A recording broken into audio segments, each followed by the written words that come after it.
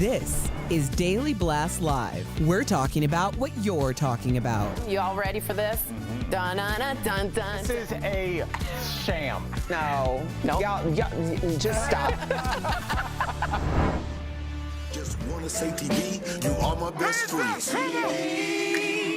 You got what I need.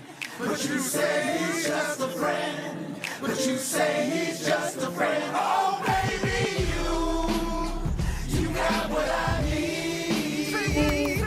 And you say he's just a friend. Not a lover, but a friend. Oh, just a friend, just a friend. That was the opening performance at the Emmys last night. Welcome to DBL. I'm with my friends, Al and Erica. It's Monday, September 20th.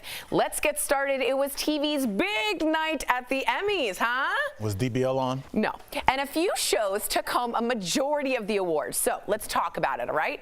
Ted Lasso scored big wins for comedy with Jason Sudeikis named Outstanding Lead Actor, and two of his co-stars winning for Supporting Actor and Actress in a Comedy Series.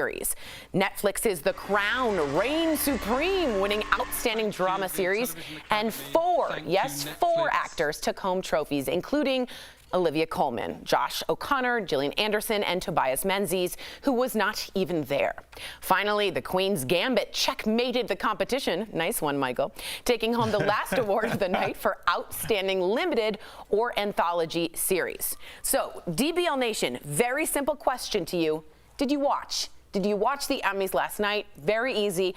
Please participate. Go to dblvote.com to let us know what did you all think of last night's show. And Erica. don't worry. If you did not watch last night, I believe the director of Queen's Gambit is still giving his speech.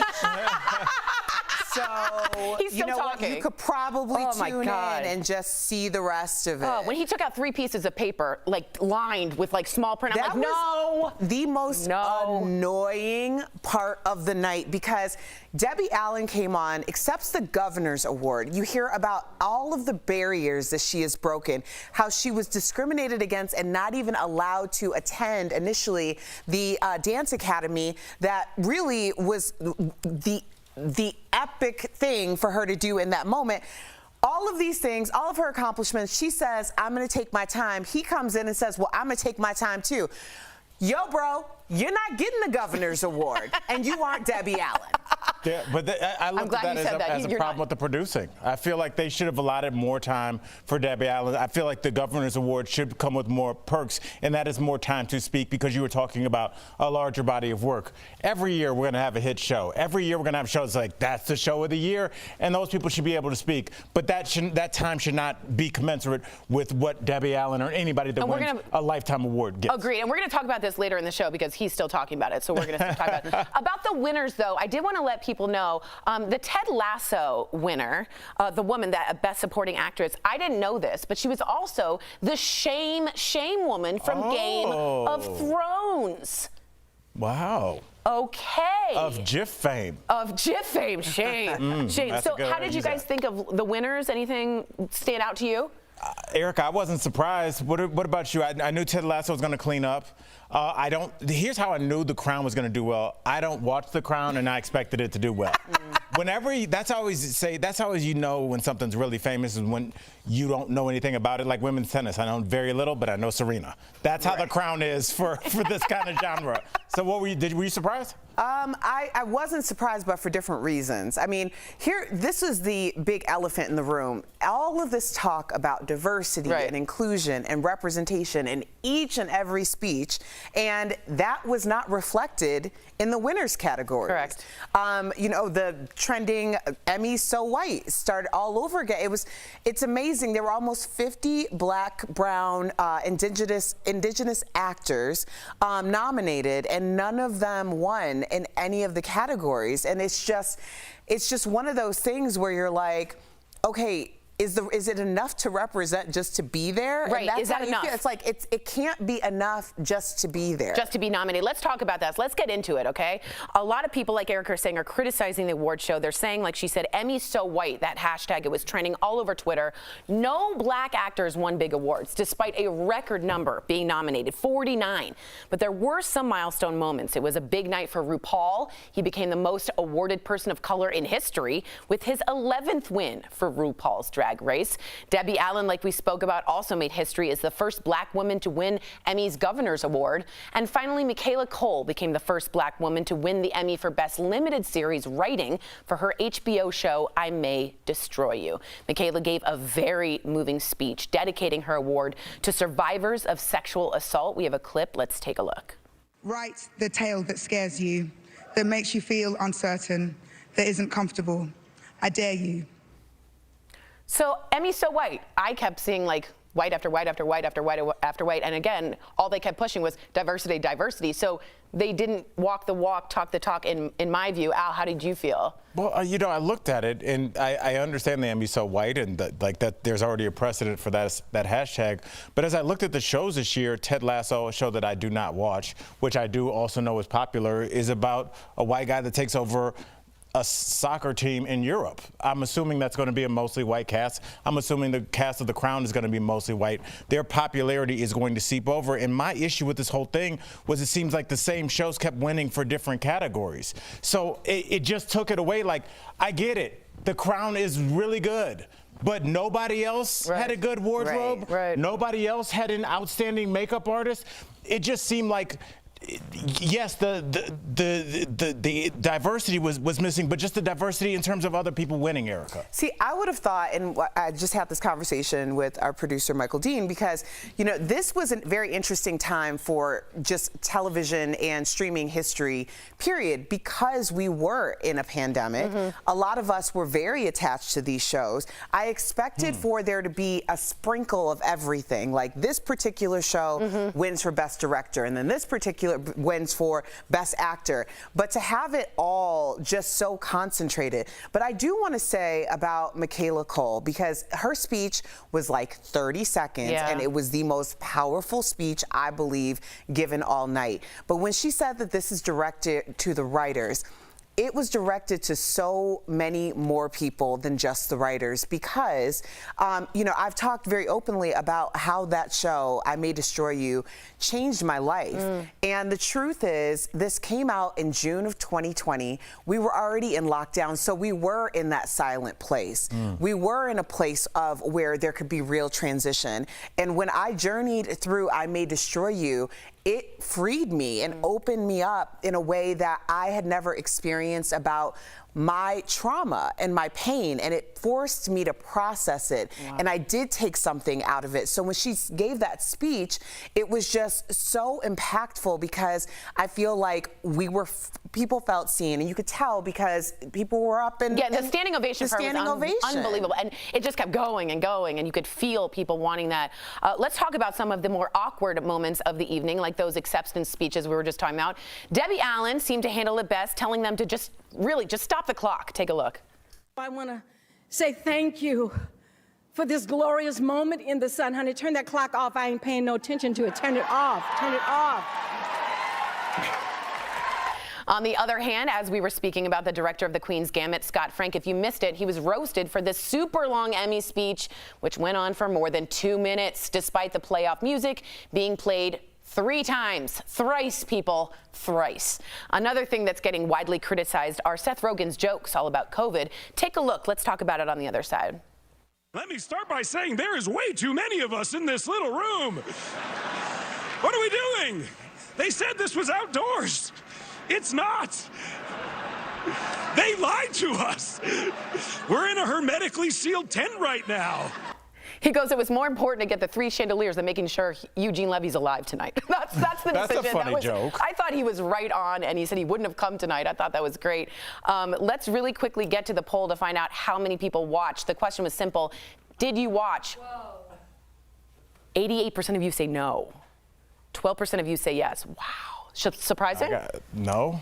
I think it's surprising maybe this year. Yeah. But I don't find it super surprising. Right. Interesting. Yeah, I just looked at it as, you know, because there were constant comments throughout the Emmys that were partisan, you know, taking the ivermectin kinds of skits that they were making. And it made it so that if you were a person that leaned a certain kind of way, they were kind of letting you know that we don't care if you don't like this. And I thought that that's an interesting way to have a product where you're letting half the audience know that, like, we don't care if you watch or not. And apparently they're tuning out. Interesting. Well, it was probably because we weren't there. Yeah, that's right. You weren't watching, right? Is that why? Well, that would be the wrong show, Tori. That's okay. All right, fine. There's a date. Yes. So I know, but still, we should want them all. Let's just go to the wrong one. Coming up on DBL, Sherry Shepherd gives us the scoop on her new movie. Plus, does Fabio have a crush on her? And a tragic ending in the search for Gabby Petito while internet investigators try to crack the case. Does social media need to settle down when it comes to true crime, or are they helping?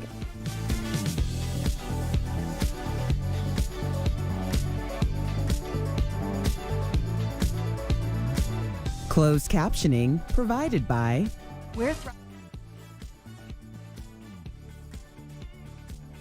a question. Okay.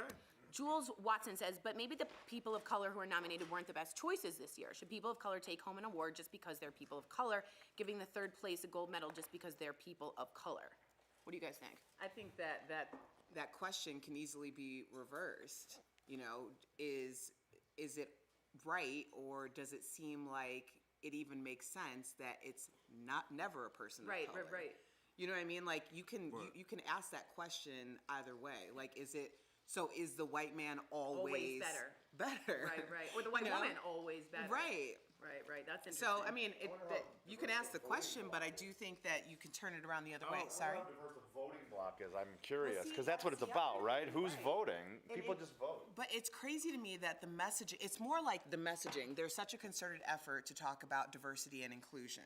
And obviously, these are like voted on by the peers. So these are people who are artists, and you would think that the idea of there being more diversity in the viewing that we're seeing right now is important and appreciated in a different way. But I think ultimately we're still in this space where tradition kind of runs supreme. And when I say tradition, I'm saying it more like just the way it's always been, not that there's any real foundation to why it's been that way. And then questioning why that would be, Erica. Like, why would you want anything to be traditional when the world is changing and splintering in a way where nothing traditional, except for maybe Christmas morning and Thanksgiving, is the same? Right. Television, it went from 20 shows to 460. And it's the same 6 shows are winning. Yes, this viewing block. You're competing with TikTok. You're competing with YouTube and Facebook, Live. And we still want to do something the same way.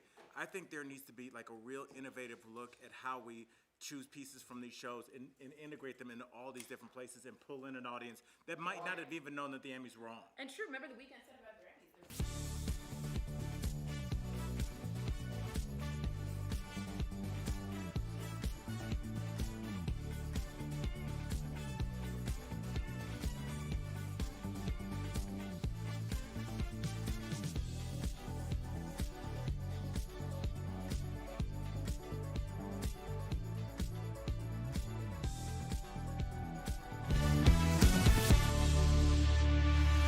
Welcome back to DBL. I've been following this case. I know a lot of you have too. The case of Gabby Petito took a major turn over the weekend. So police found human remains yesterday in Wyoming that they are believed to be Gabby's. An autopsy is scheduled for tomorrow. Officials are still on the hunt, though, for her fiance/boyfriend, Brian Laundrie. They were looking at a nature reserve near his Florida home, but the search was called off, and police and the FBI raided his house earlier today. But let's talk about the other big thing in the case, internet sleuths.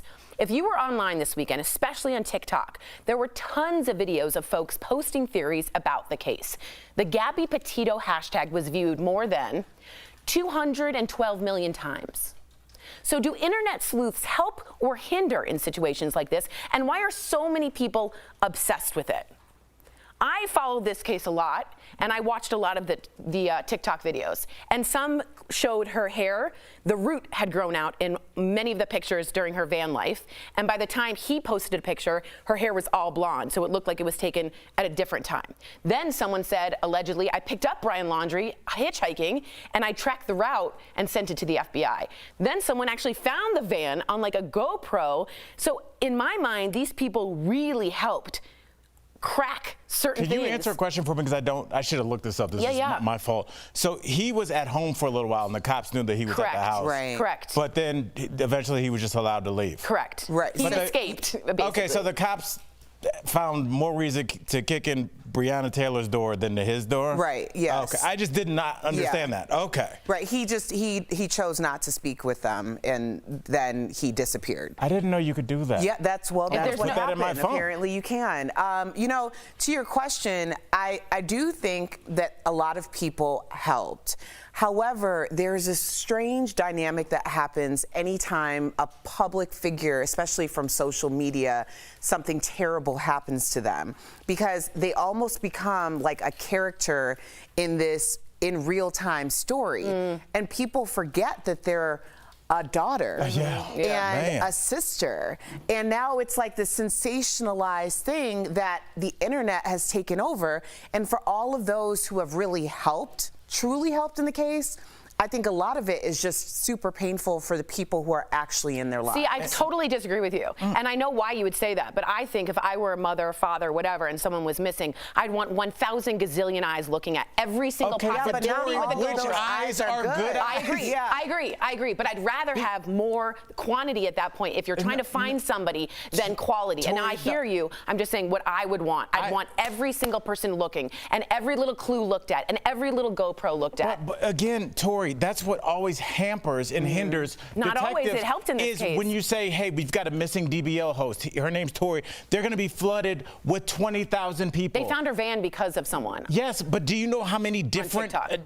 They found her van from someone on TikTok. Do you know how much? So do you think that we should now rely completely on the people on the internet? What was the case that they solved, the Golden State Killer? Right, that was Patton Oswalt's ex-wife. Correct. Remember, may she rest. Or wife, I don't want to say. No, ex-wife, yeah. Yeah, but she passed away. I don't want to be disrespectful. I will say that was solved mostly by internet amateur sleuths. By her. So why is that a problem if it's giving answers? I don't think it's a problem, but you asked if it's a hindrance, and I would imagine that it is a hindrance. Interesting. But I mean, what do we know? At the end of the day, the very unfortunate. But see, here's the thing. Look what we're talking about. And this girl's remains were just found. Right. So it does kind of, like, it doesn't give it the grace and dignity that I believe that this young woman truly deserves. That's somebody's child. Yeah, I do, but as the family, I'd also want to know exactly where she was. Interesting discussion. Let us know what you think. Coming up on DBL, we got Sherry Shepherd's new Lifetime movie. She spreads an important message about mental health. You do not want to miss our interview with her coming up next.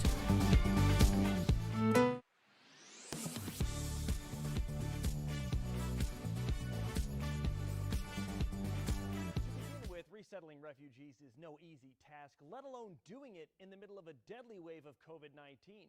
However, our research shows the refugees are being screened and vaccinated against COVID-19 and other diseases. Earlier this month, the Virginia Department of Health reported several cases of measles among Afghan refugees. It got people wondering, are the refugees from Afghanistan required to get vaccinated from COVID-19 and other diseases? Let's verify. We went to the Department of Homeland Security to get the answer. A spokesperson told us Afghan refugees are required to be vaccinated against measles, mumps, and rubella, polio, COVID-19, and whatever other age-appropriate vaccinations are required by the CDC. If the refugees have not had those vaccines, they will be given them. The only exceptions are for medical reasons, and DHS takes those on a case-by-case evaluation. So we can verify, yes, Afghan immigrants are required to get several standard vaccines, including the COVID-19 vaccine. If they don't have proof of the vaccination prior to arrival, they will begin receiving the vaccinations when they get here. There's another detail the Department of Homeland Security sent to me. They said each refugee is tested for COVID-19 when they get here. And according to DHS, they're taking every precaution to slow the spread of the virus. With Verify, I'm Matt Gregory.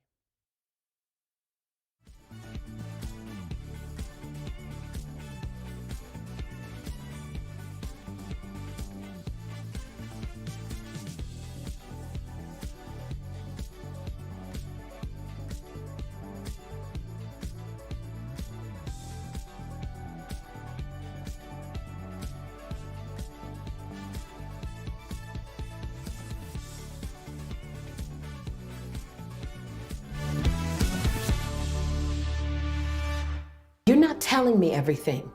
This is not us. Hannah, we talk about things. I can't take this kind of pressure. What am I not telling you? We hung out, we watched movies, and we fell asleep. It was a boring night. Who else was there? Welcome back to DBL. I'm sure a lot of you have had that conversation. That was a scene from Imperfect High, a new Lifetime movie that tackles the topic of mental health in teens. It stars Sherry Shepherd and Nia Sue, and we caught up with them earlier in today's Chatting with the Stars. Sherry and Nia, welcome to DBL. Now, before we get to your very important movie, Imperfect High, which is so incredibly important, we want to get to it, we do have one special question for you, each from our viewers. So, Sherry, you once dreamed of, quote, frolicking on a beach with Fabio, and he recently said you were very sexy. If he was watching right now, what would you say to Fabio? I would say to Fabio, I would go out with you, but you said that you like women who like nature and hiking. I don't know where I would pack my wigs to go nature hiking. If you want to take me, get a massage at the Four Seasons to a remote island with a pool and a jacuzzi, I'm so on a date with you. I think you're sexy too. We're gonna be a matchmaker. Fabio, the door is open. The door's open. I love it. All right, now Nia, obviously you started off on Lifetime's Dance Moms, just like YouTube star JoJo Siwa. Now, she's gonna be competing on Dancing with the Stars this season. Now, a lot of people are saying it's not fair for professionally trained dancers to compete on Dancing with the Stars. So what would you say to them? Number one, I've always wanted to be on Dancing with the Stars, so nobody better say anything if I'm on it. Like, let me have my moment. Let me have my moment. I'm so proud of JoJo for doing it too. Having a same-sex dance partner, insane. And like, I've watched Dancing with the Stars my whole entire life. So to that, I would say, you know what? As dancers, especially coming from like a competitive dance world, we don't know how to ballroom dance. Fair. We don't. We just do not. And also, there's been like a lot of, you know, dancers, gymnasts on the show. So I feel like it's good to, you know, it keeps your brain sharp. It helps you learn, you know, it's an experience. It's not just about the dancing, it's about performing. About performing. I love that. it. All right, Sherry, now let's talk about mental health. It is such an important topic. We talk about it a lot on our show on purpose. How does that play a role in your new Lifetime movie, Imperfect High? Wow, because it's so relevant right now with mental health, anxiety, drugs. We are losing so many people to drugs and anxiety and mental health. And I think a lot of times, especially teenagers, they have been quarantined for 1.5 years, 2 years, not having any socialization. Everything that they were looking forward to has been snatched away. Graduations, dances, hiking trips, and they're suffering. And I think parents, we don't know how to break through. We don't know how to, you know, pull them back from that depression because we're going through it. Exactly. So I'm hoping that this movie, you know, shows parents a way to intentionally, you know, be there for their kids so that they don't go down that road. Now, let's stay on that topic. Nia, you play a teen struggling to fit in. What do you want other teens to learn from your character? I think the biggest takeaway from this film, and I want people to learn from Hannah, is to get the help that you need. You know, you don't need to struggle alone, you know, and you're not alone. Even if you feel like you are, you're not. You have people around you that love you. There's so many, you know, different places that you can seek help now. So don't be embarrassed to find ways to get help and get the help that you need. Well, this is Suicide Awareness Month. I'm so glad we're having this discussion. We may be saving lives as we speak. Sherry and Nia, thank you for joining us. And for anyone watching, struggling with substance abuse or seeking mental health support, as Nia said, don't be scared. You can contact the Substance Abuse and Mental Health Services Administration's hotline by picking up the phone right now, 1-800-662-HELP. We're so excited to have you and feature this. We're so thankful you did this movie. We'll be right back. Thanks, you guys. Thank you. Promotional consideration is brought to you by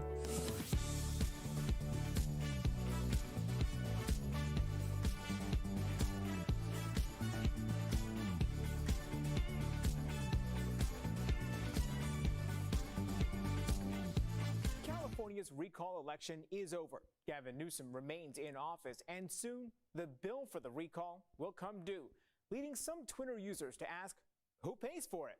So let's verify. Does the losing party or other candidates pay for the California recall election?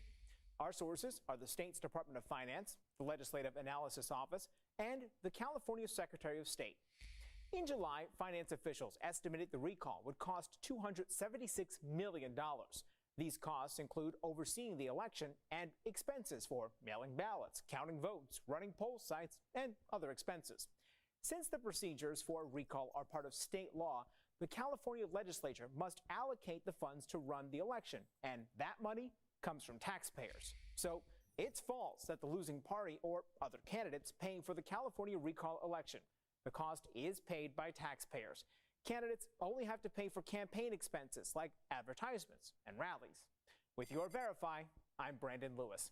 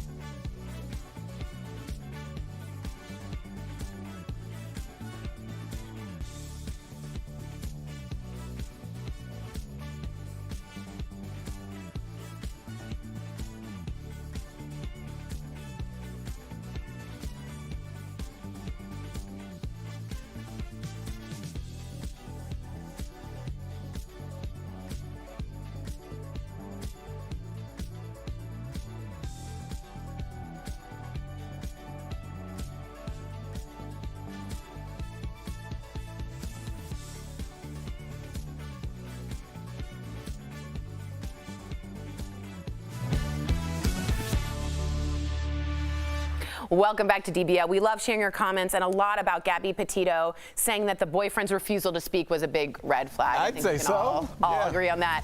DBL's new every day. Thanks for joining us. We'll see you same time, same place tomorrow. Bye, guys.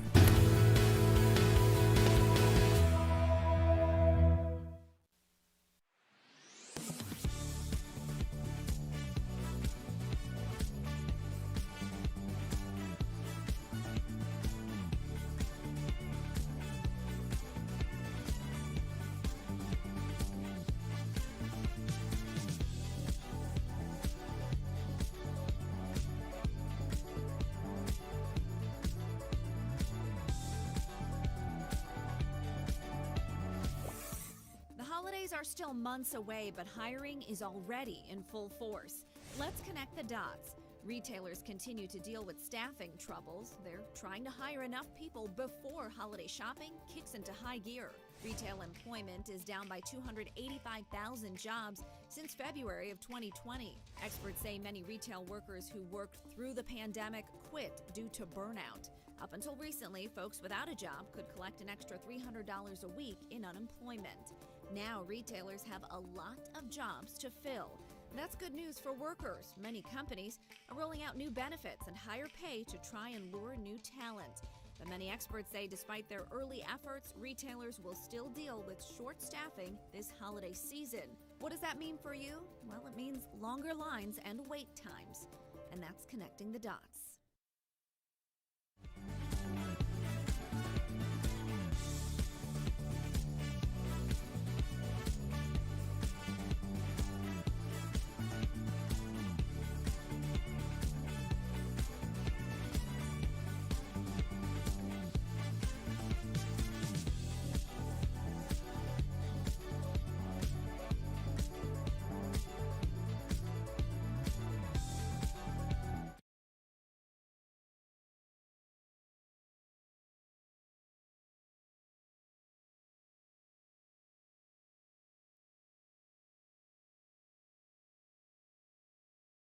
and the Crown sweep the major categories.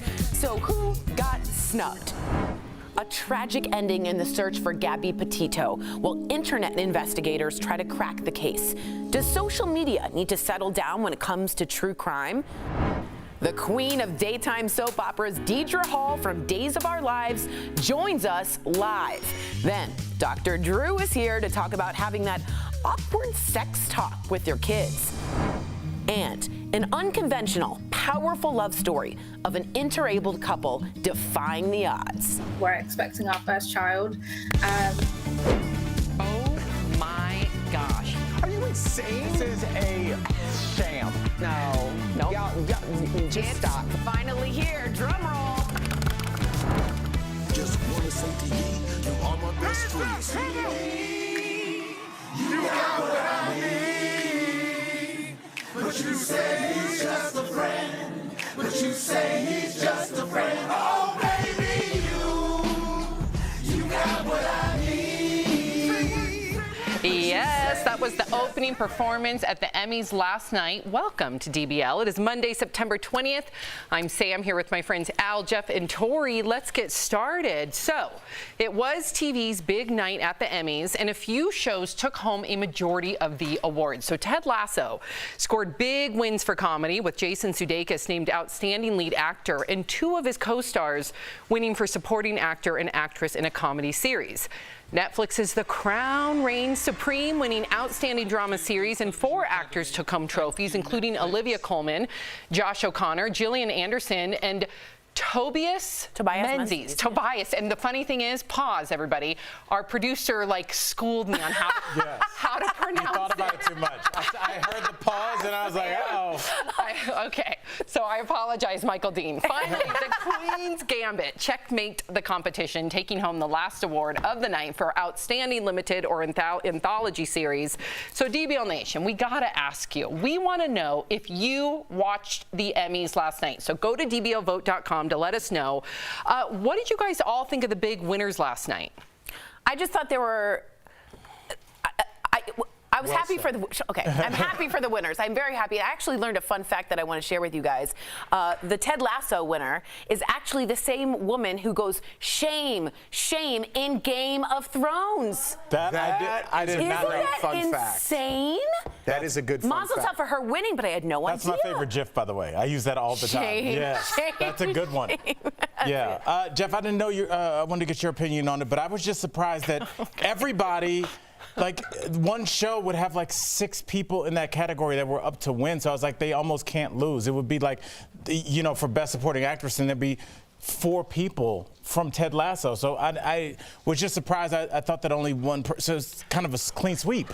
Well, we're gonna break down the diversity and things like that and why there weren't so many. But the show as a whole, listen, I just have a couple things. One, Cedric the Entertainer, I thought did a fantastic job. I'm always for the host. How funny was him and the 3 girls, right? That was the wives. Nash. That was great. Yes. I thought they opened up great. Whenever you bring LL Cool J out of nowhere and he starts rapping, I thought Rita Wilson was fun. I thought she was terrible. I thought it was fun. I thought it was great. I thought that was a great opening. Listen, plus it was an homage to the late great Biz Markie. Absolutely, absolutely. We lost. And they're just a little long. It was a little long. I was flipping back and forth from the football game. Is this thing still going? The speeches, let's celebrate ourselves 100 times a year.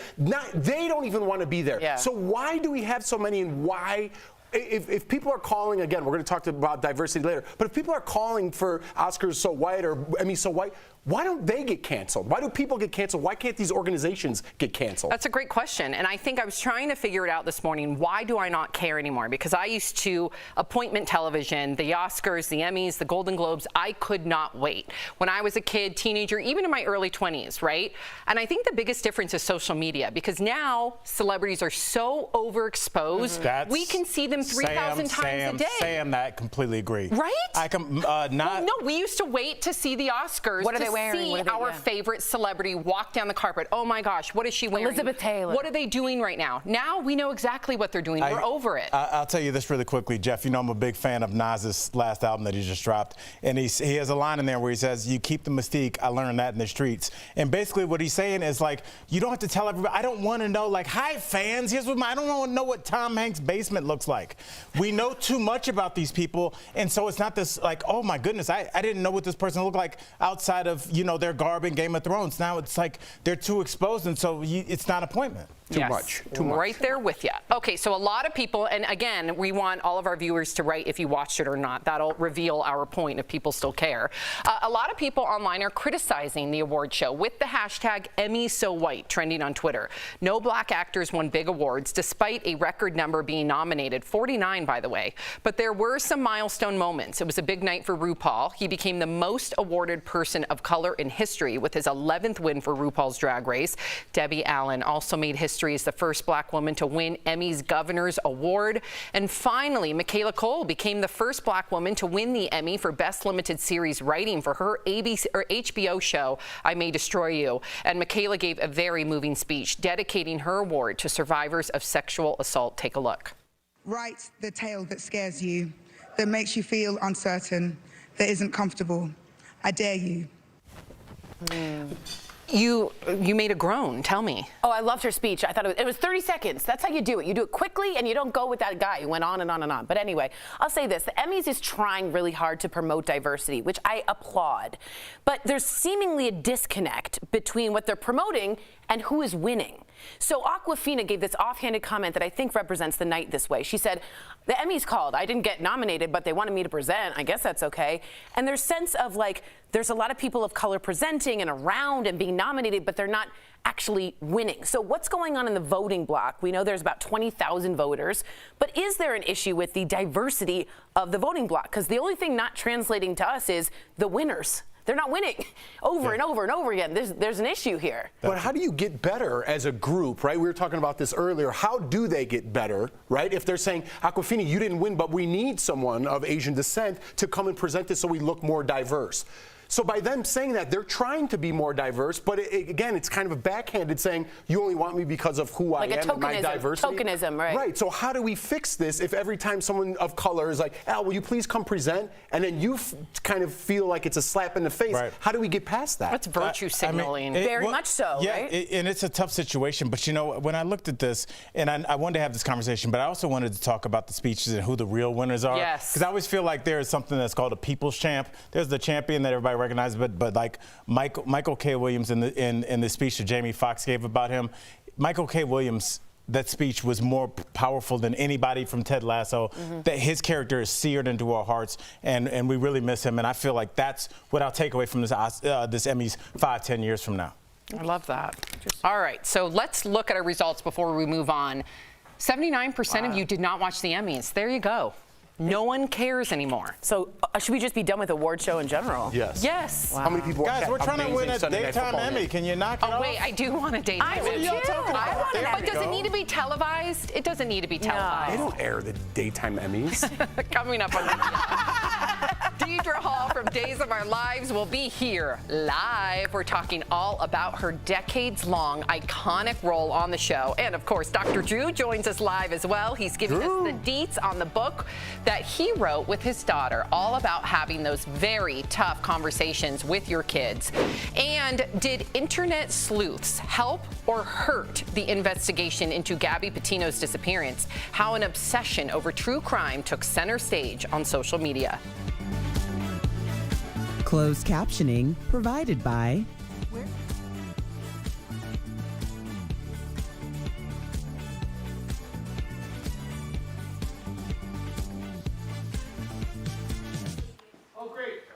Thanks, buddy. I'm just kidding. All right, I did want to let you guys know, Bobby Hellinger says, so should all white nominees just withdraw so they have a winner that everyone approves of? And that's kind of a interesting take on what he's saying. And what Erica had spoken about earlier is, well, you could flip it. How is it that every white person always wins? How is it that every single time that happens, you can flip it on its side? So it's not that we don't want white people to be part of it, I assume, to be nominees, but the voting is continually picking the same people over and over again and neglecting an entire group over and over and over again, year after year after year. So what's going on? Where's the pattern? What's the pattern? But don't you think visually yesterday, before, because I'm kind of off social media now, so I didn't see these hashtags, and again, we have to understand that 10% of what you see on social media is coming from 90%, or 90% of what you see is coming from 10% of the people.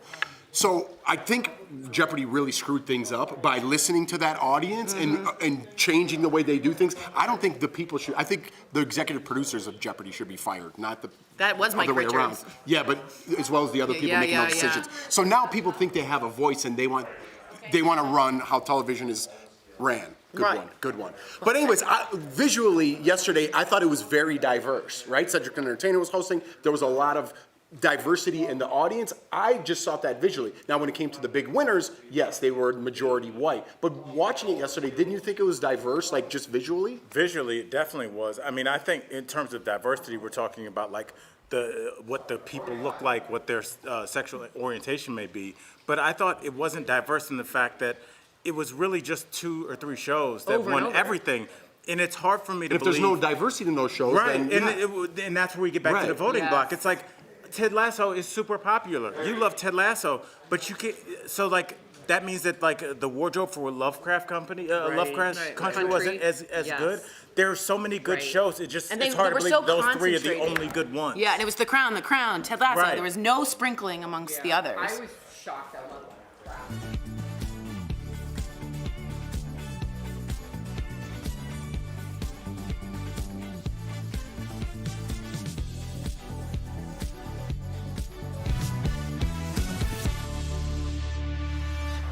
Welcome back to DBL. The case of Gabby Petito took a major turn over the weekend. Police found human remains yesterday in Wyoming that are believed to be Gabby's. An autopsy is scheduled for tomorrow.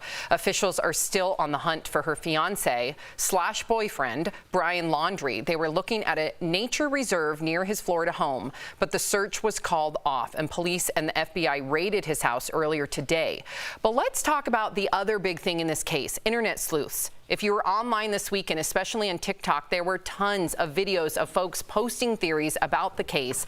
The Gabby Petito hashtag was viewed more than 212 million times. So here's the question. Do internet sleuths help or hinder in situations like this? And why are so many people obsessed with this case, Al? I think this isn't just now. I think this has been going on forever. I just think we have the internet now. If you talk about shows like, Unsolved Mysteries, City Confidential, those kind of murder, what happened on this quiet day? Those have been going on forever. Now we have the internet where these people can link up. And Tori, I know you're a big fan of that. We have solved things like the Golden State Killer, but my question to you is, what happens when they're wrong? What happens when they go after the wrong person? If there's a detective that puts the wrong person in jail, there's consequences for that. But if we do that with the internet, they can just log off their Twitter and then, sorry. So what are the... Well, they don't have enforcement rules. They can't, an internet person can't put someone in jail and arrest them. Here's what I'll say is, I'm a huge fan of the internet sleuths because it works. And as a mom or a brother or a sister, whoever, I would want so many eyes looking for my daughter. I would want, even if they're wrong, 1 million tech-savvy teenagers on TikTok is better than 2 overworked detectives that don't really know the computer. That's how they found the van. A person found it using her GoPro. Someone figured out her roots weren't drawn in before. Now they realize there's an age issue. They're looking at the timing, at the flip-flop. I would be so much more crowdsourcing to me is the wave of the future to solve this. I don't care that there's 1 million eyeballs and there's hindrances. There's also things that work. We have, speaking of that, and I want to set it up because we have that video that we got cleared. So before we reveal the video of the white van, to Tori's point, a YouTube vlogger was within that vicinity, right, where the camping was and where they found her alleged remains. And when they went back through their footage while they were posting and editing, they realized, oh my gosh, that's the van that I keep seeing on the news. Called the police. The police went to that location. That's where they found the supposed remains. This is the video.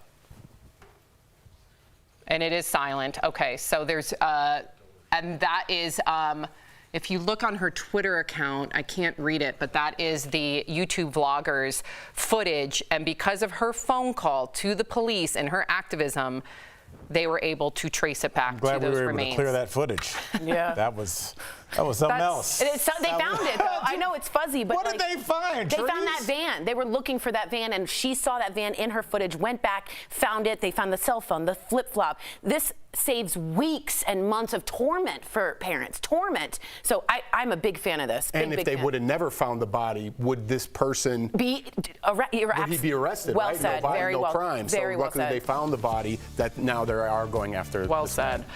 Coming up on DBL, Dr. Drew, yay! And his daughter are joining us live. There they are. Woo! Can't wait to talk to them about their new book coming up next.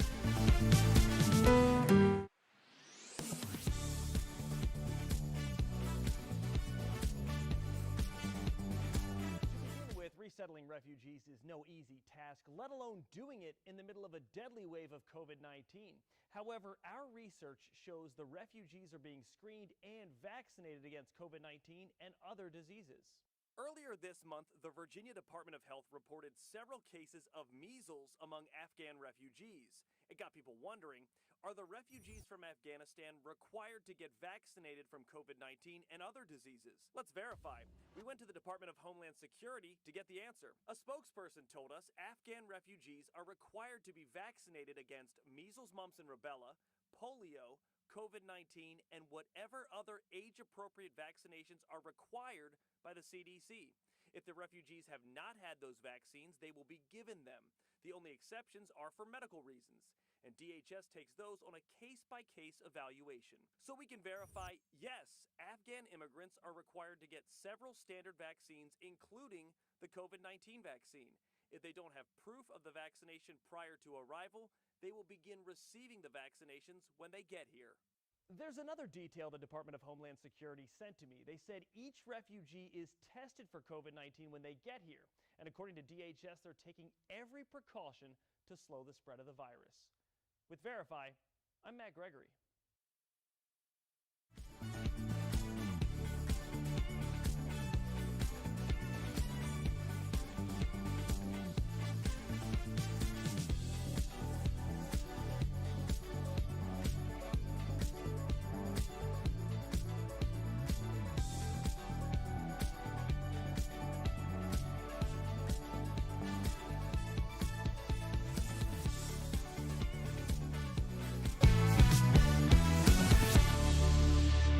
Welcome back to DBL. Remember hearing about the birds and the bees from your parents? Ew. I have like a sick tummy just thinking about it. Or as a parent talking about sex to your kids. It's all pretty awkward, but it doesn't have to be. Dr. Dupinsky and his daughter Paulina have written a book for teens and their parents called It Doesn't Have to Be Awkward. And they are joining us live to talk all about it. Yay. Drew and Paulina, Yes. hi. Hey guys. Hello. Okay, so Drew, you've been talking about sex, and I've even been there right next to you on Loveline for years, but it didn't go that smoothly with your kids at first. That surprises me. Well, I mean, look, when you're every parent is just produced a parent, so that's just, and we tell the story in the book. The more interesting thing to me, though, is that in spite of these being topics that I've talked about for a long time, the conversation has changed a little bit. And we originally got involved in this project. The idea was sort of backing into consent, because that was pre-COVID. It was in the days of the Me Too movement. And I was like, you know, young people are extremely confused about consent. And if we're going to approach that, I need a young person. And Paulina's a writer, and so I got her involved with it, and that was a very good move. Paulina, you are brilliant. First of all, it's so good to see your face, and I'm just so proud of like everything that you're doing, really. But I have to ask you, why were you so reluctant to hear about the birds and the bees from your dad? I mean, I get it, but tell us why. Because everyone was hearing about the birds and the bees from my dad, and so everyone expected him to talk to me about it. And so I knew it was coming, and I knew that people were getting information, but I had no desire to hear that information. I know. I would start. She would bounce forward with crazy questions. I go, okay, here you go, and she'd run away screaming. So, but listen, this book is not about that. It really isn't. We tell those stories, but this book is about how to have healthy relationships, how to navigate relationships and consent, all kinds of relationships, romantic relationships, relationships with adults, relationships with your parents. We really are focused. We're not focused on the biology in this text. We really are not, because that's out there. That's everywhere. It exists. Yeah, it's already out there, done. But this is, but this is about how to navigate relationships in a healthy way. So ultimately, taking consent out of a sexual context and putting it into an interpersonal context teaches people how to practice consent before they get into a sexual context. Yeah. Good to see you both. So if it was so awkward in the beginning, why did you want to write this book together moving forward? The idea was that it doesn't.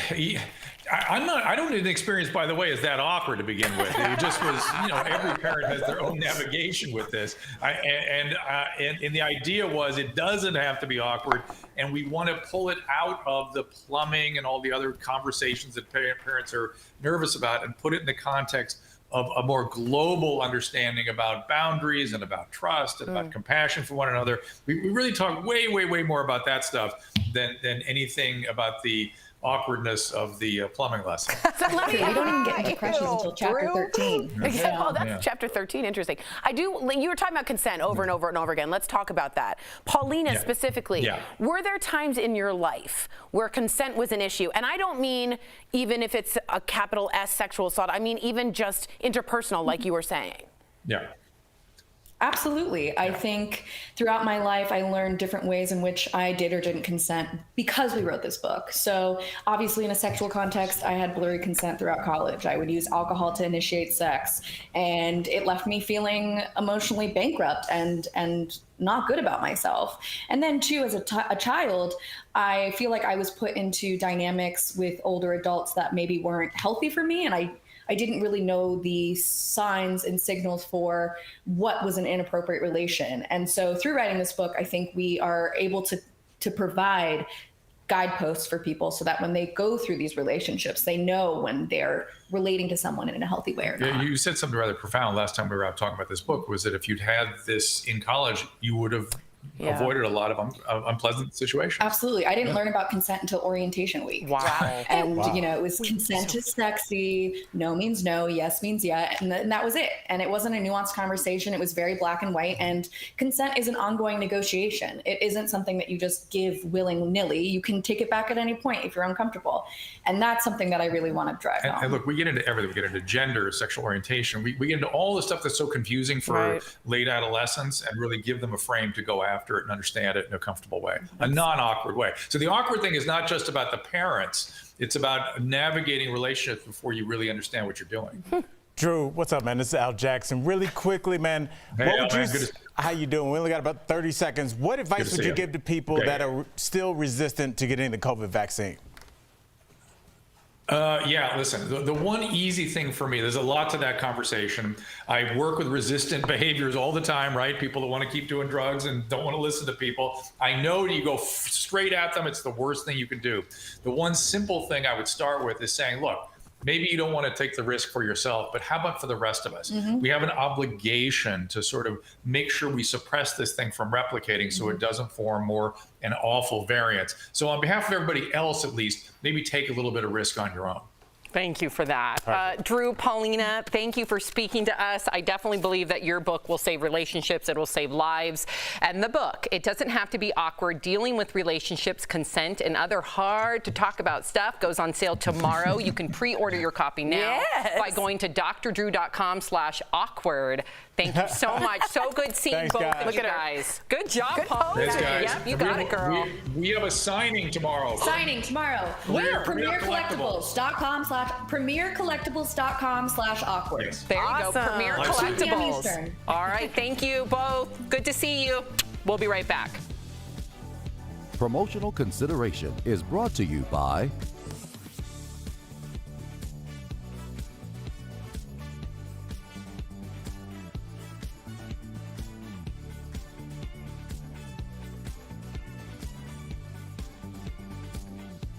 California's recall election is over. Gavin Newsom remains in office, and soon the bill for the recall will come due, leading some Twitter users to ask, who pays for it?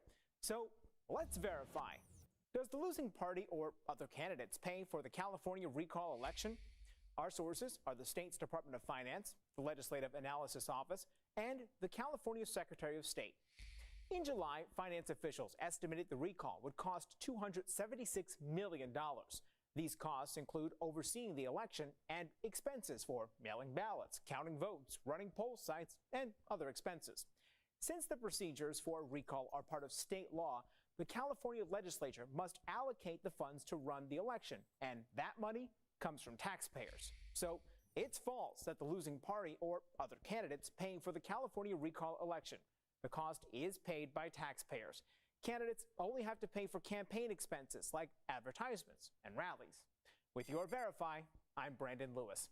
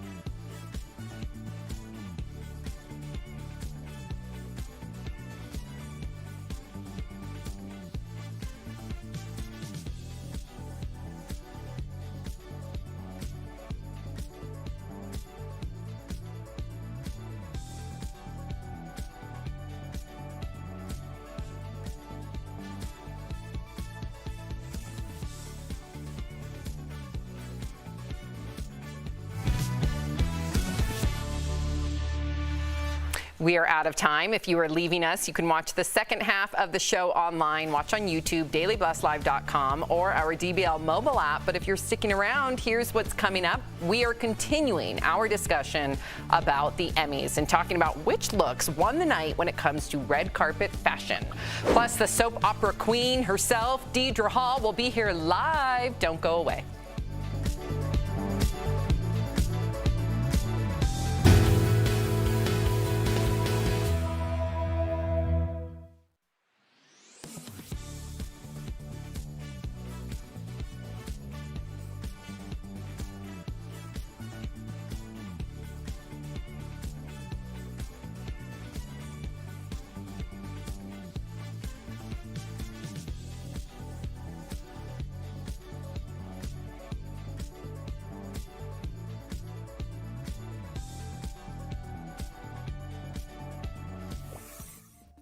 Are still months away, but hiring is already in full force.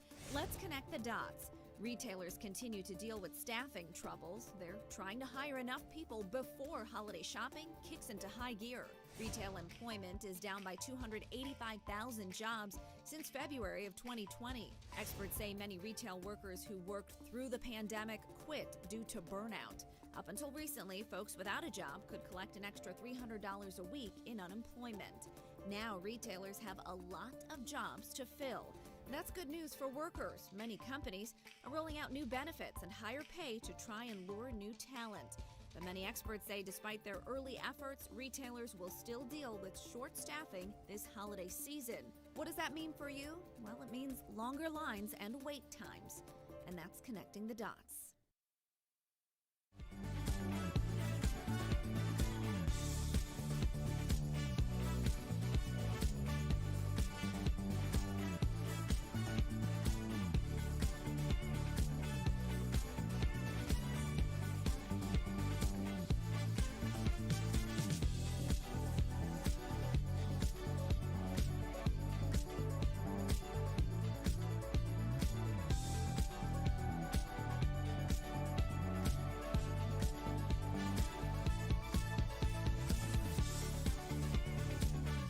This is Daily Blast Live. We're talking about what you're talking about. Oh my gosh. Are you insane? This is a sham. No. No. Y'all just It's stop. finally here. Drum roll.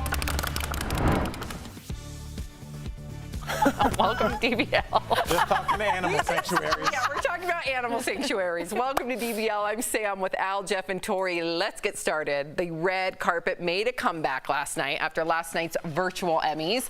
A lot of people were talking about Anya Taylor-Joy, who wore this yellow satin Dior gown with a long, flowing, bright yellow opera coat. Oh, yes. Emmy winner Michaela Cole wore this neon yellow two-piece dress with a giant bow in the back. Billy Porter always brings it to the red carpet. This time, he wore wings. And some people were divided on Angela Bassett's gown with the big hot pink ruffles that looked like a giant question mark. And Emma Corrin from The Crown wore something that looked like a swim cap. And then check out her hands, you guys. Fingerless gloves with long fingernails. Gillian Anderson also divided the internet with her crop top fringe look. And Coach Beard, Brendan Hunt from Ted Lasso, came dressed as the Monopoly Man. Did you have a best dressed, worst dressed? I thought Anya was beautiful, but I did not like her hair. I thought it looked a little bit strange. I think we have a picture of her hair. Do we have a picture of her hair? All right, maybe not. There it is. There it is. I just felt like prom from '99. Do you know what I mean? Yeah. You know what I'm saying? Like a lot of hairspray. There's a bird up there. I didn't love it. I thought Seth Rogen looked cool in the orange. I think he was having a nice little moment. If we could see him, that looks. I'm sorry. I love Seth Rogen, but that's not. That looks like Dumb and Dumber. That is not a cute Tuxedo. outfit. It's a Willy Wonka professor. It's a Tweety. You don't like it? No. I thought it was cool looking. Had a moment. And then finally, I thought Jason Sudeikis stole the look from Chris Evans from 2019 Oscars. That's cool. I like that Who wore look. it better, though, is the question. I think Jason did. I like Chris because it's filled out a little bit more. That's fine. That's fine. But then finally, I really disliked. How many looks are you going? I know. They told me To me, I'm like. I'm sorry. Do you have like a Rolodex? Yes, I have a thing. And then the last one I'll say is Amy Poehler, who looked like she was going to two different places in two different directions. That was it. I'm done. I agree. Okay. What about you, Al? I want Tori to just say mine. She's on a roll. Sorry. I was going to say Kaylee Cuoco. I loved her. I saw her like when they just did the wide shot at the beginning. I loved the neon. I thought she stepped out there. I thought the dress looked great. I love that dress. So that was my look last night. Okay. I like Cedric the Entertainer. Maybe not the last. The glitter suit. In the beginning, this wasn't my favorite look, but he always looks good in his top hat. In the very, very beginning, he wore this Versace robe while he was sitting on his couch. Yeah. He looks dope, man. He knows how to dress in for a bigger guy. He's all tailored. He had the double-breasted suit on. He's always looking good. I think you want a Versace robe, don't you? I can't pull it off. I was talking with our producer, Michael Dean. I'm like, I can't pull this off. You would look insane. Insane. If you walked in with a Versace robe. First of all, if you're wearing a robe anywhere, you look insane. Yeah. Some people can pull it off. Not in public. Yes, they can. In public, if you saw a man in a robe. Lebowski. Are you the dude? Yeah, Lebowski. That's yeah, no, that's insane. Well, with only a handful of shows winning all the big awards, the majority of the people at the Emmys were losers. I hate using that word, but it's in the prompter. But those folks are in pretty good company. During the Emmys, actors Scott Bakula, Zooey Deschanel, and Allison Hannigan poked fun at themselves in a skit, showing them in a Emmy losers support group. It included the biggest loser of all, Seinfeld's Jason Alexander. Watch. Oh, we don't have it. Okay. Another loser, Conan O'Brien, stole the show by heckling and saluting the Television Academy president during his speech, and even joined Stephen Colbert and his staff on stage during his Emmy win. Now, that made me really anxious when he went on stage during Stephen Colbert's acceptance speech. Yeah. Yes, I thought, I'm sure they all love each other and they're laughing, but it made me anxious. I'm sorry, what was that? You want me to go back to it? Okay. All right. I've been nominated 8 times, 7 consecutive for playing George Costanza. Costanza. Yes. We all Yes. love it. Everybody knows him. Everybody loves him. Yeah. I lost all of 7 times. Oh, man. See, that was my favorite part of the night. I like that because you know when people clap and we all joke about it, they give, oh, I'm so happy for you. You're really not. You want to win, right? You go there, you dress up, you bring your whatever, and you have a good time, and you want to leave with that trophy. Don't tell me you don't. So having this loser support group is a funny way of just looking at it. Fred Savage made an appearance, and I like everything Fred Savage does. I thought actually Dr. Phil stole that sketch at the end. I thought that he was really funny in that. But I was, I forgot that he never won, and it should make you feel a little bit better if you are a loser to be like George Costanza, who is still a cultural icon. How many years after that show's been off the air? Like if that character didn't win, I mean, if yours didn't, you can at least rationalize it. I agree.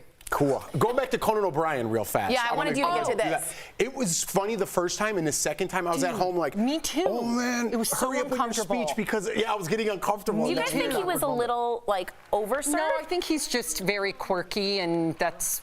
Because it seemed unlike Conan to he wrapped his show this year. And so I think maybe he's just like, this is my last time here, and just kind of let me show out a little bit. I thought it was a little much. It took away from Stephen Colbert's moment, even though he's had many, many moments with his Emmys. It's still, I was like, no, come on, Coco. And, coming up on DBL, the soap opera queen herself, Deidra Hall, joins us live. Oh my gosh, you guys, there she is in the flesh. We're going to talk with her next. It's his.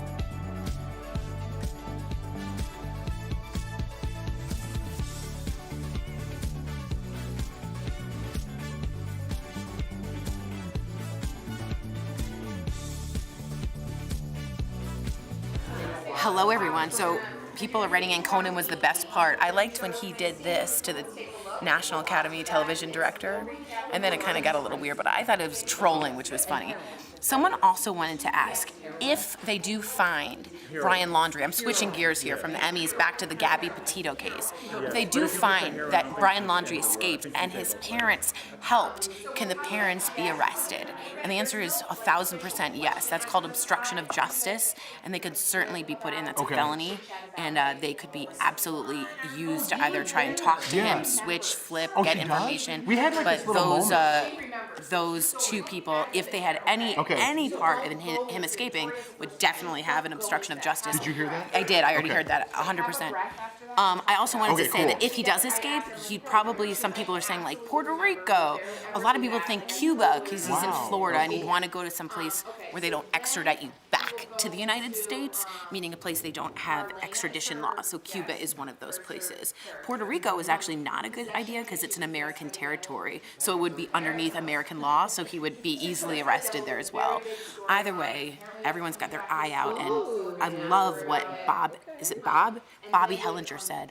The cops often ask the public for help. This is doing that on a multiple grand scale on TikTok. So I think that's why I think we were really helpful. Bobby Hellinger said police are always asking, so I do not see an issue with the internet using helpers. Crowdsourcing is great for solving crimes, but it is that is what's so great about podcasts. Again, the Golden State Killer was found by internet sleuths, and Patton Oswalt's late wife, may she rest, was at the forefront of that using genealogy. She was this close to finding it. Months after she died, they did discover the Golden State Killer due to those people. So it gives closure to people. So let me know if you agree, if you're a true crime person. And then we have Deidra Hall coming up next. I'm so excited. Marlena. Oh, she took time out. Okay.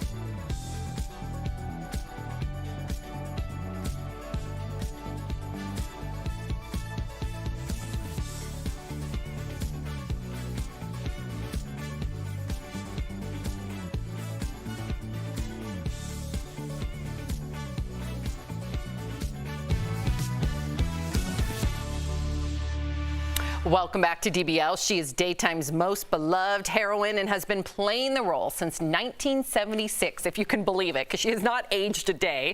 We are talking about the queen of daytime soaps, the legendary Deidra Hall. Welcome. Oh, thank you. How cute are you? Thank you so much. So good to see you. Now, in 2018, you took us, DBL, behind the scenes of the day's set. Let's take a little look down memory lane. We are backstage on the set of Days of Our Lives. As you can see right here, the lovely, the talented, the iconic. Oh, listen to you. Listen to you. Deidra Hall, who plays Marlena Evans on the show. This is Kiriakis Mansion. The size of this set means you can do a lot in it, have a lot of parties and people in Right. it, and it feels grand. Do people still come in and tell you how to say your lines? Still? I've never had that happen. How often do you allow people to come in there and peruse the set? You know, I was saying earlier that we don't do that. We don't do that. It was quite miraculous that you were actually allowed to come and do that. Because we film on the set, 24, hours a day, or it seems like it. But we have 2 stages. But if you got somebody doing a tour on one set, it's just too disruptive. So we don't do it. So that's sort of a one-off. Congratulations on getting it. Yay! Mazel tov, Jeff. Yeah, it was. I still remember that. It was a great day. So thank you for letting me do that. And we had a little moment. I felt like, not like that, but we had like a little moment where you got serious and we talked, and it was a great day. You guys were wonderful. So thank you so much for that. I still remember it. It's one of the best things I've ever done. Thank you. Oh, that was nice. It was great to have you there. Thanks, Jeff. All right, I want to talk about Marlena Evans because I am a fan. Dr. Marlena. I know. I just say Marlena. Just saying Marlena gives me the chills. You play Dr. Marlena Evans, and we hear the infamous possession of the devil. That's my favorite part, is coming back. What? What do you love most about that storyline, and are there any secrets you can share? Possession happened 25 years ago. And at that time, Jim Riley had written it, and it was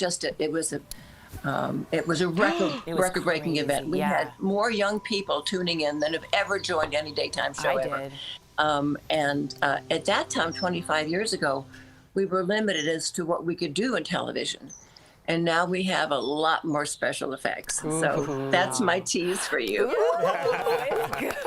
Perfect for Halloween. I know, right? Now, you've played Marlena for over 40 years. And anybody that's done any job for 40 years is like, I'm ready to retire. Do you ever think about it?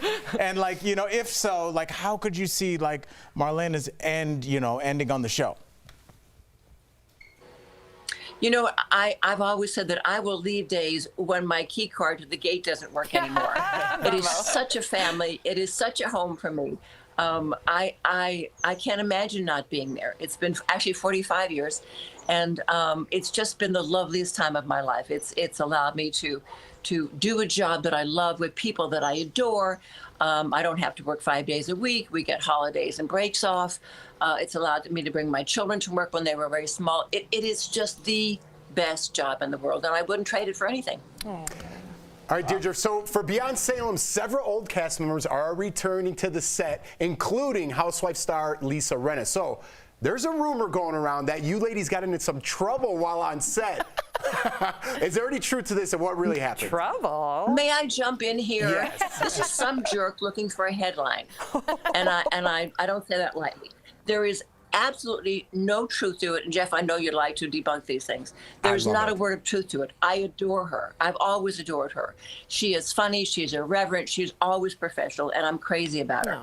And I think what I had said at one point to someone was that Christy Clark was there. She played Carrie on the show, and she came back.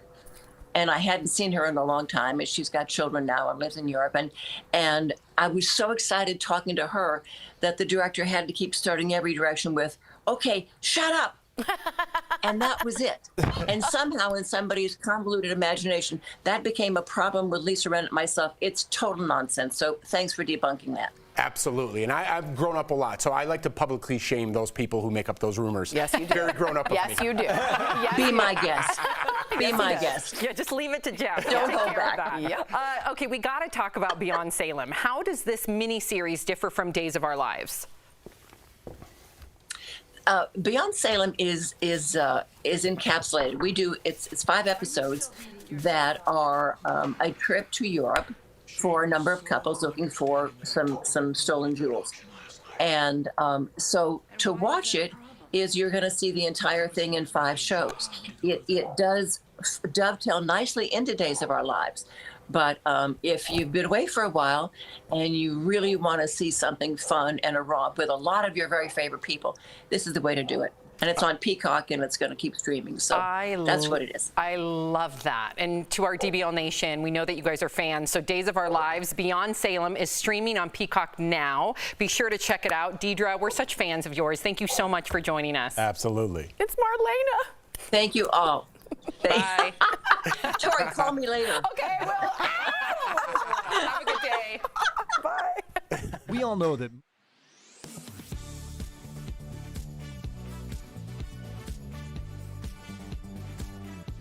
Resettling refugees is no easy task, let alone doing it in the middle of a deadly wave of COVID-19. However, our research shows the refugees are being screened and vaccinated against COVID-19 and other diseases. Earlier this month, the Virginia Department of Health reported several cases of measles among Afghan refugees.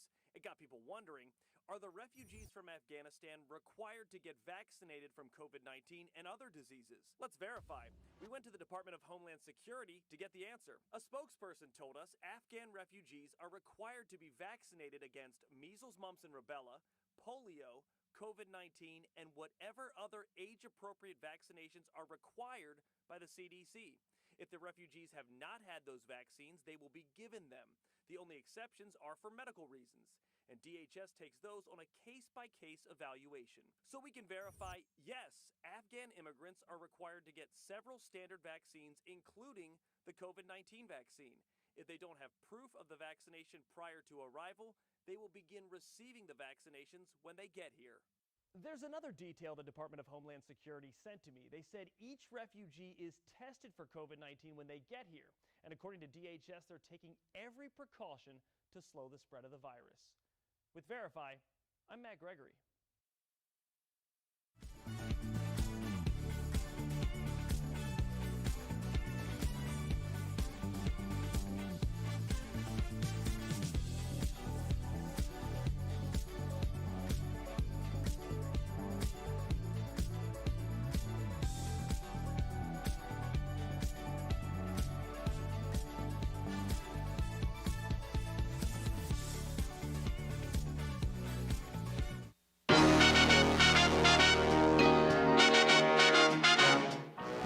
Congratulations, DBL, on your 5th year.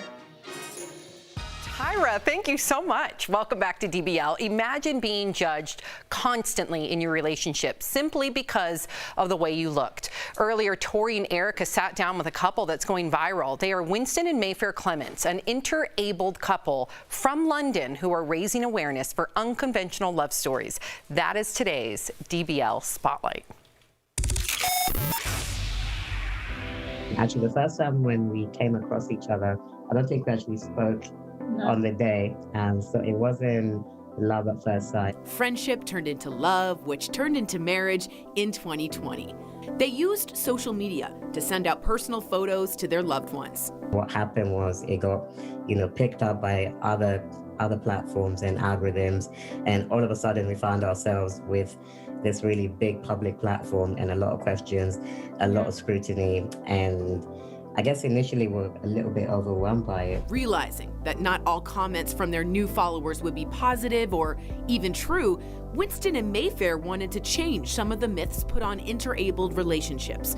And so the couple created their own YouTube channel, The Clements. We don't think we're the experts. We only know about our own situation and our own dynamic.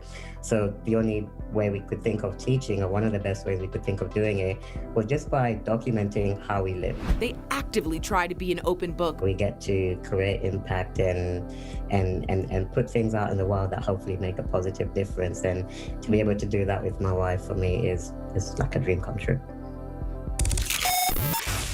Winston and Mayfair, welcome to the show. Now, there are many myths surrounding an interabled relationship like yours, but I want to know, is there one thing people are always most nosy about, and how do you respond? our intimate life. So intimacy, such a huge conversation for us. And I guess because of our dynamic as an interabled couple, people always tend to wonder, you know, can a person with a disability have a normal romantic life, have children, and enjoy sex? So I think we try and approach it by saying, yes, we have a normal, intimate relationship. We're expecting our first child. It looks different. Yeah, and I guess just like getting people to maybe think about it for themselves and how they would maybe feel if they were getting questions about their intimate life and how they'd be comfortable answering it, and then kind of extending that same respect when asking us those questions as well. The majority of your followers are very supportive, but some flat out call you a gold digger. So how are you responding to that? Before kind of our pictures went viral or anything, I can kind of pre-anticipate a few things that might be said, but gold digger just wasn't one that I kind of thought in my head, because it's not really rooted in any truth. So I think for me, you know, we were both kind of professionally established before meeting. It's a strange one for me because it's not really rooted in anything, and if Winston does have a bunch of money, I don't know about them. We have Winston. But yeah, I didn't know about it. I do want to ask you guys this. People use the word inspiring to describe your relationship, and sometimes you get a mixed emotional feeling to that. What's your reaction to that, both of you? Everything that I do automatically becomes inspiring.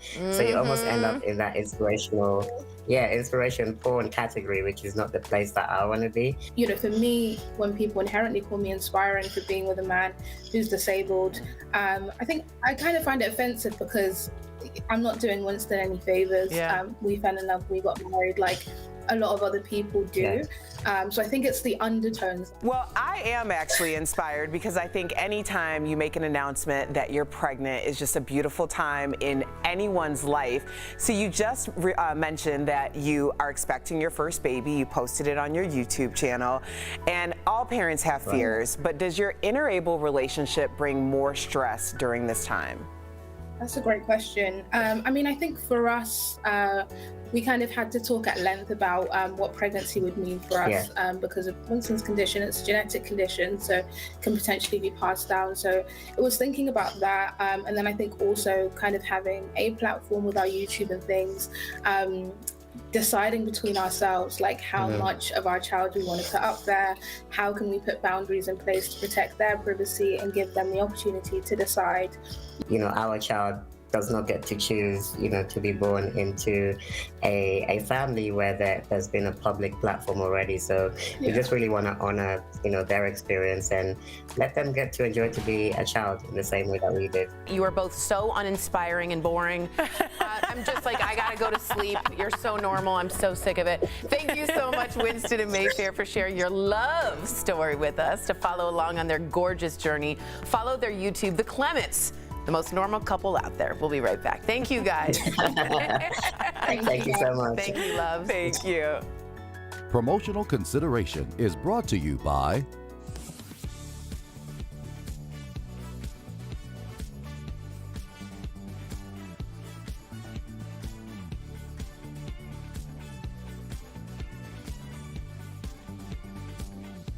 California's recall election is over. Gavin Newsom remains in office, and soon the bill for the recall will come due, leading some Twitter users to ask, who pays for it? So let's verify. Does the losing party or other candidates pay for the California recall election? Our sources are the state's Department of Finance, the Legislative Analysis Office, and the California Secretary of State. In July, finance officials estimated the recall would cost $276 million. These costs include overseeing the election and expenses for mailing ballots, counting votes, running poll sites, and other expenses. Since the procedures for recall are part of state law, the California legislature must allocate the funds to run the election, and that money comes from taxpayers. So it's false that the losing party or other candidates paying for the California recall election. The cost is paid by taxpayers. Candidates only have to pay for campaign expenses like advertisements and rallies. With your Verify, I'm Brandon Lewis.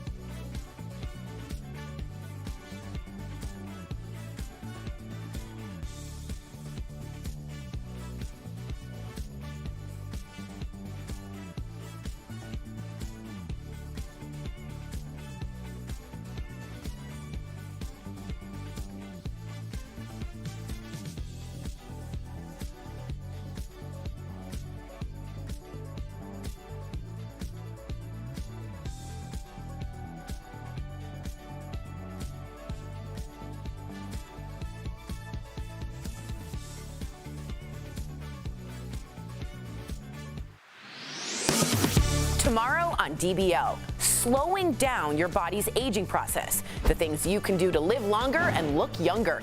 And host of HGTV's Flip or Flop, Tariq El Moussa. That's tomorrow on DBL. Welcome back to DBL. Before we go, a French daredevil stunned a crowd in Paris, with amazing tightrope stunt. There he is, walking on a tightrope in between the Eiffel Tower and a theater, 200 feet over the Seine River. And he did it all barefoot. Can you imagine? He stopped and performed some stunts during the walk, but was tethered to the tightrope the entire time. I can't even look at this footage. France has a long history of tightrope walkers doing crazy stunts like that Man on a Wire. Is that it? Right. It's a great documentary if you're interested of a man who did it as well, and it just makes your palms sweat, doesn't it? And I don't even have a fear of heights. But I can't even watch the free climb videos where people are climbing up the side of mountains with just their hands. Yeah, their knuckles. I've actually watched documentaries about what they would do if the person fell, because they have to think about all that in production. I mean, he's climbing up the side of the wall with his hands. Yeah, but this guy's tethered. Take the tether off and then we can talk. I didn't like this. What do you mean? You want him untethered? Yeah, you do. If you're really a tightrope, he's jumping right. from space. I'm not interested in you tethered. Jeff speaks for the audience. All or nothing. DBL's new every day. We'll see you guys tomorrow, same time, same place. Bye, guys.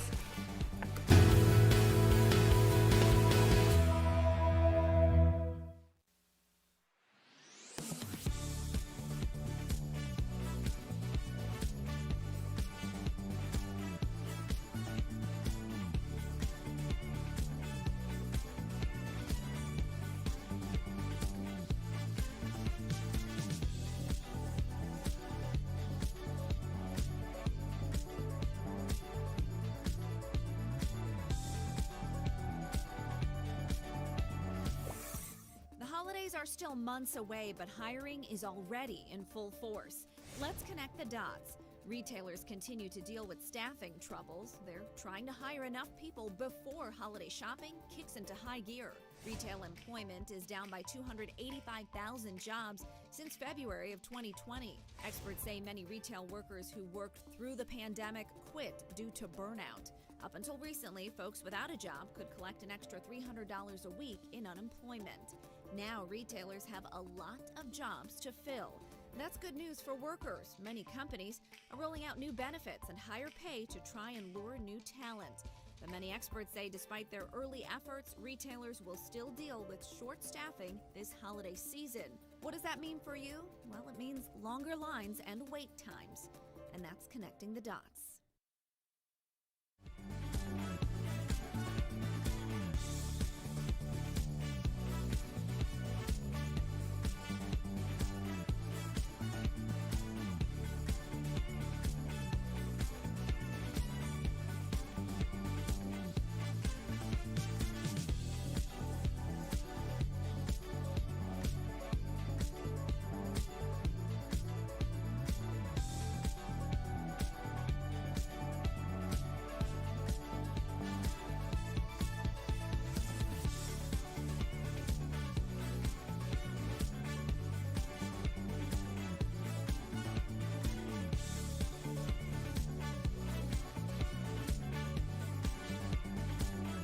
Here's what we're talking about today on Daily Blast Live. The Emmys open with Rita Wilson rapping. Gotta give a shout out to Sesame Street. Plus, Brits win big as Ted Lasso and The Crown sweep the major categories. So who got snubbed? A tragic ending in the search for Gabby Petito, while internet investigators try to crack the case. Does social media need to settle down when it comes to true crime? The queen of daytime soap operas, Deidra Hall from Days of Our Lives, joins us live. Then, Dr. Drew is here to talk about having that awkward sex talk with your kids. And an unconventional, powerful love story of an interabled couple defying the odds. We're expecting our first child. Oh my gosh. Are you insane? This is a sham. No. Y'all, just stop. Finally here, drum roll. Just wanna say to you, you are my best friend. You got what I need. But you say he's just a friend. But you say he's just a friend.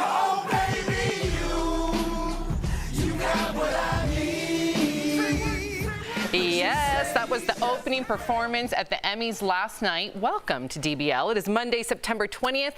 I'm Sam here with my friends Al, Jeff, and Tori. Let's get started. So, it was TV's big night at the Emmys, and a few shows took home a majority of the awards. So, Ted Lasso scored big wins for comedy, with Jason Sudeikis named Outstanding Lead Actor and 2 of his co-stars winning for Supporting Actor and Actress in a Comedy Series.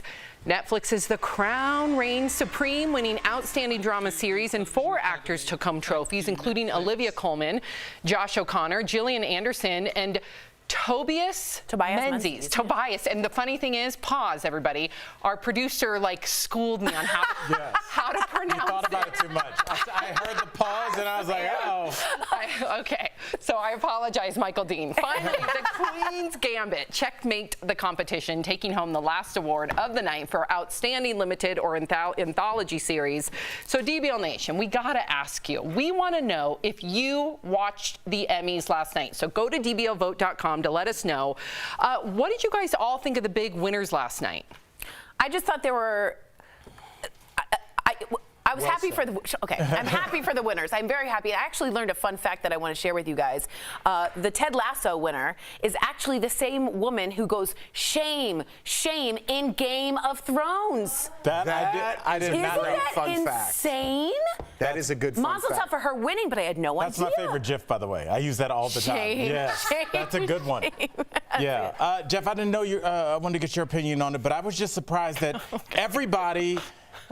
One show would have 6 people in that category that were up to win. So I was like, they almost can't lose. It would be for Best Supporting Actress, and there'd be 4 people from Ted Lasso. So I was just surprised. I thought that only one person. So it's kind of a clean sweep.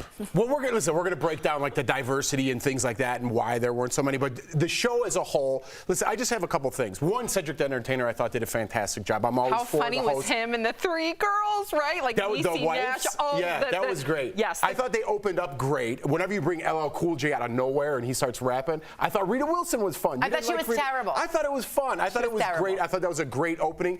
Listen, plus it was an homage to the late great Biz Markie. Absolutely, absolutely. We lost. And they're just a little long. It was a little long. I was flipping back and forth from the football game. Is this thing still going? The speeches, let's celebrate ourselves 100 times a year. They don't even want to be there. Yeah. So why do we have so many, and why? If people are calling, again, we're going to talk about diversity later, but if people are calling for Oscars so white or Emmys so white, why don't they get canceled? Why do people get canceled? Why can't these organizations get canceled? That's a great question. And I think I was trying to figure it out this morning. Why do I not care anymore? Because I used to appointment television, the Oscars, the Emmys, the Golden Globes. I could not wait. When I was a kid, teenager, even in my early 20s, right? And I think the biggest difference is social media, because now celebrities are so overexposed. We can see them 3,000 times a day. Sam, that completely agree. Right? No, we used to wait to see the Oscars. What are they wearing? See our favorite celebrity walk down the carpet. Oh my gosh, what is she wearing? Elizabeth Taylor. What are they doing right now? Now we know exactly what they're doing. We're over it. I'll tell you this really quickly, Jeff. I'm a big fan of Nas's last album that he just dropped. And he has a line in there where he says, "You keep the mystique. I learned that in the streets." And basically what he's saying is you don't have to tell everybody. I don't want to know hi fans, here's what I don't want to know what Tom Hanks' basement looks like. We know too much about these people. And so it's not this oh my goodness, I didn't know what this person looked like outside of, their garb in Game of Thrones. Now it's they're too exposed, and so it's not appointment. Too much. Right there with you. Okay, so a lot of people, and again, we want all of our viewers to write if you watched it or not. That'll reveal our point if people still care. A lot of people online are criticizing the award show with the hashtag #EmmySoWhite trending on Twitter. No black actors won big awards, despite a record number being nominated, 49 by the way. But there were some milestone moments. It was a big night for RuPaul. He became the most awarded person of color in history with his 11th win for RuPaul's Drag Race. Debbie Allen also made history as the first black woman to win Emmy's Governor's Award. And finally, Michaela Cole became the first black woman to win the Emmy for Best Limited Series Writing for her HBO show, I May Destroy You. And Michaela gave a very moving speech dedicating her award to survivors of sexual assault. Take a look. Write the tale that scares you, that makes you feel uncertain, that isn't comfortable. I dare you. You made a groan. Tell me. Oh, I loved her speech. I thought it was 30 seconds. That's how you do it. You do it quickly, and you don't go with that guy who went on and on and on. But anyway, I'll say this. The Emmys is trying really hard to promote diversity, which I applaud. But there's seemingly a disconnect between what they're promoting and who is winning. So Awkwafina gave this offhanded comment that I think represents the night this way. She said, the Emmys called. I didn't get nominated, but they wanted me to present. I guess that's okay. And there's sense of like, there's a lot of people of color presenting and around and being nominated, but they're not actually winning. So what's going on in the voting block? We know there's about 20,000 voters, but is there an issue with the diversity of the voting block? Because the only thing not translating to us is the winners. They're not winning over and over and over again. There's an issue here. But how do you get better as a group, right? We were talking about this earlier. How do they get better, right? If they're saying, Awkwafina, you didn't win, but we need someone of Asian descent to come and present this so we look more diverse. So by them saying that, they're trying to be more diverse, but again, it's kind of a backhanded saying, you only want me because of who I am and my diversity. Tokenism, right. Right, so how do we fix this if every time someone of color is like, Al, will you please come present? And then you kind of feel like it's a slap in the face. Right. How do we get past that? That's virtue signaling. Very much so, yeah, right? And it's a tough situation, but you know, when I looked at this, and I wanted to have this conversation, but I also wanted to talk about the speeches and who the real winners are. Yes. Because I always feel like there is something that's called a people's champ. There's the champion that everybody recognizes, but like Michael K. Williams in the speech that Jamie Foxx gave about him, Michael K. Williams, that speech was more powerful than anybody from Ted Lasso.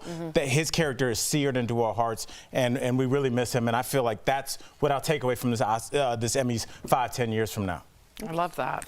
All right, so let's look at our results before we move on. 79% of you did not watch the Emmys. There you go.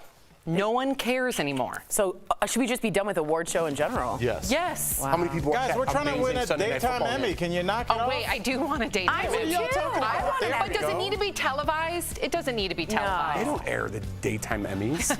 Coming up on Deidra Hall from Days of Our Lives will be here live. We're talking all about her decades-long iconic role on the show. And, of course, Dr. Drew joins us live as well. He's giving us the deets on the book that he wrote with his daughter, all about having those very tough conversations with your kids. And did internet sleuths help or hurt the investigation into Gabby Petito's disappearance? How an obsession over true crime took center stage on social media. Closed captioning provided by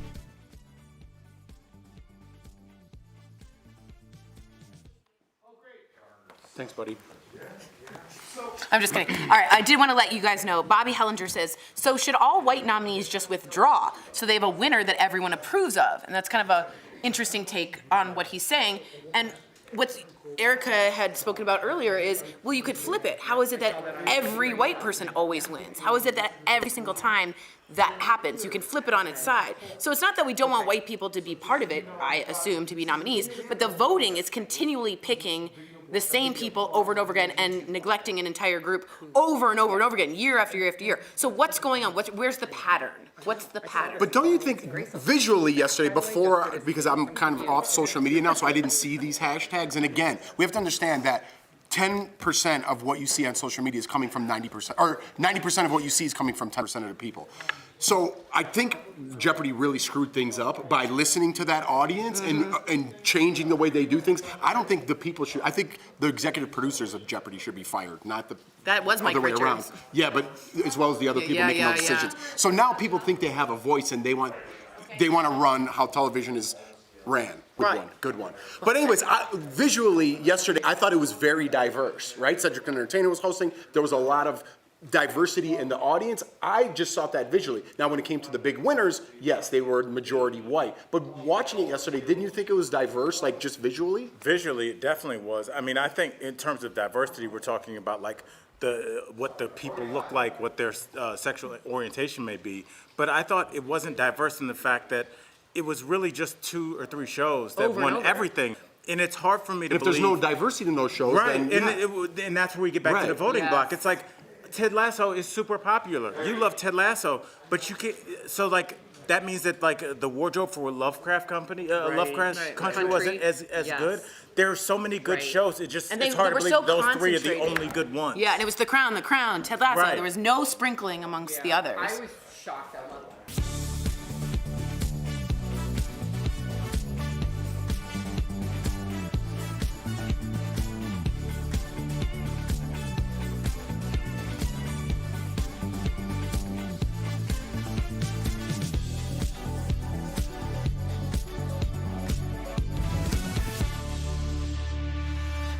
Welcome back to DBL. The case of Gabby Petito took a major turn over the weekend. Police found human remains yesterday in Wyoming that are believed to be Gabby's. An autopsy is scheduled for tomorrow.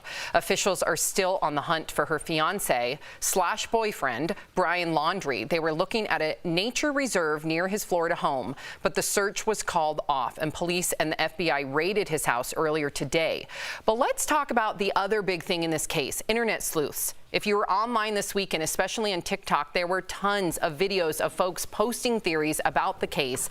The Gabby Petito hashtag was viewed more than 212 million times. So here's the question. Do internet sleuths help or hinder in situations like this? And why are so many people obsessed with this case, Al? I think this isn't just now. I think this has been going on forever. I just think we have the internet now. If you talk about shows like, Unsolved Mysteries, City Confidential, those kind of murder, what happened on this quiet day? Those have been going on forever. Now we have the internet where these people can link up. And Tori, I know you're a big fan of that. We have solved things like the Golden State Killer. But my question to you is, what happens when they're wrong? What happens when they go after the wrong person? If there's a detective that puts the wrong person in jail, there's consequences for that. But if we do that with the internet, they can just log off their Twitter and then, sorry. So what are the... Well, they don't have enforcement rules. They can't, internet person can't put someone in jail and arrest them. Here's what I'll say is, I'm a huge fan of the internet sleuths because it works. And as a mom or a brother or a sister, whoever, I would want so many eyes looking for my daughter. I would want, even if they're wrong, 1 million tech-savvy teenagers on TikTok is better than 2 overworked detectives that don't really know the computer. That's how they found the van. A person found it using her GoPro. Someone figured out her roots weren't drawn in before. Now they realize there's an age issue. They're looking at the timing, at the flip-flop. I would be so much more crowdsourcing to me is the wave of the future to solve this. I don't care that there's 1 million eyeballs and there's hindrances. There's also things that work. We have, speaking of that, and I want to set it up because we have that video that we got cleared. So before we reveal the video of the white van, to Tori's point, a YouTube vlogger was within that vicinity, right, where the camping was and where they found her alleged remains. And when they went back through their footage while they were posting and editing, they realized, oh my gosh, that's the van that I keep seeing on the news. Called the police. The police went to that location. That's where they found the supposed remains. This is the video. And it is silent. Okay, so there's, and that is, if you look on her Twitter account, I can't read it, but that is the YouTube vlogger's footage. And because of her phone call to the police and her activism, they were able to trace it back to those remains. Glad we were able to clear that footage. Yeah. That was something else. They found it, though. I know it's fuzzy, but what did they find? They found that van. They were looking for that van, and she saw that van in her footage, went back, found it. They found the cell phone, the flip-flop. This saves weeks and months of torment for parents. Torment. So I'm a big fan of this. And if they would have never found the body, would this person would he be arrested? Well right? said. No body, Very no well. crime. Very so well luckily said. they found the body. That now they are going after. Well said. Coming up on DBL, Dr. Drew, yay! And his daughter are joining us live. There they are. Woo! Can't wait to talk to them about their new book coming up next.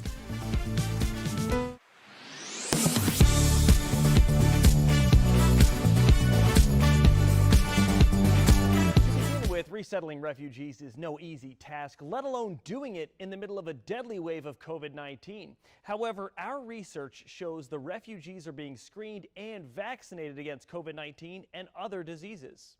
Earlier this month, the Virginia Department of Health reported several cases of measles among Afghan refugees. It got people wondering, are the refugees from Afghanistan required to get vaccinated from COVID-19 and other diseases? Let's verify. We went to the Department of Homeland Security to get the answer. A spokesperson told us Afghan refugees are required to be vaccinated against measles, mumps, and rubella, polio, COVID-19, and whatever other age-appropriate vaccinations are required by the CDC. If the refugees have not had those vaccines, they will be given them. The only exceptions are for medical reasons, and DHS takes those on a case-by-case evaluation. So we can verify, yes, Afghan immigrants are required to get several standard vaccines, including the COVID-19 vaccine. If they don't have proof of the vaccination prior to arrival, they will begin receiving the vaccinations when they get here. There's another detail the Department of Homeland Security sent to me. They said each refugee is tested for COVID-19 when they get here. And according to DHS, they're taking every precaution to slow the spread of the virus. With Verify, I'm Matt Gregory.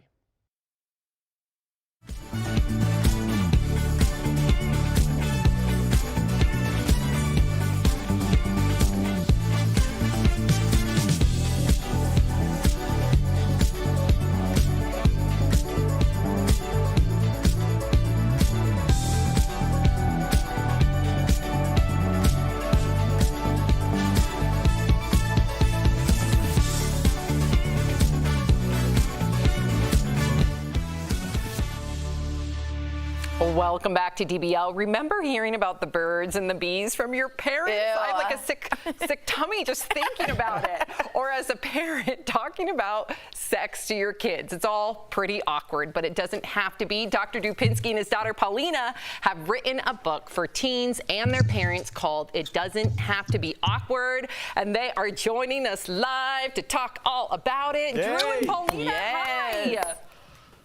Hey guys. Hello. Okay, so Drew, you've been talking about sex, and I've even been there right next to you on Loveline for years, but it didn't go that smoothly with your kids at first. That surprises me. Well, I mean, look, when you're every parent has just produced a parent, so that's just, and we tell the story in the book. The more interesting thing to me, though, is that in spite of these being topics that I've talked about for a long time, the conversation has changed a little bit. And we originally got involved in this project. The idea was sort of backing into consent because that was pre-COVID. It was in the days of the Me Too movement. And I was like, young people are extremely confused about consent. And if we're going to approach that, I need a young person. And Paulina's a writer, and so I got her involved with it, and that was a very good move. Paulina, you are brilliant. First of all, it's so good to see your face, and I'm just so proud of everything that you're doing, really. But I have to ask you, why were you so reluctant to hear about the birds and the bees from your dad? I mean, I get it, but tell us why. Because everyone was hearing about the birds and the bees from my dad, and so everyone expected him to talk to me about it.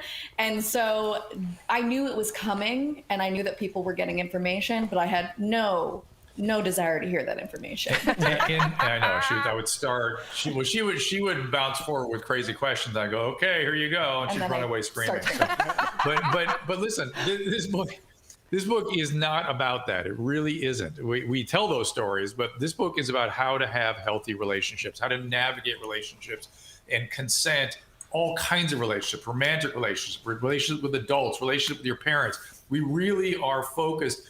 We're not focused on the biology in this text. We really are not, because that's out there. That's everywhere. It exists. Yeah, it's already out there, done and done and done. But this is, but this is about how to navigate relationships in a healthy way. So. Ultimately, taking consent out of a sexual context and putting it into an interpersonal context teaches people how to practice consent before they get into a sexual context. Yeah.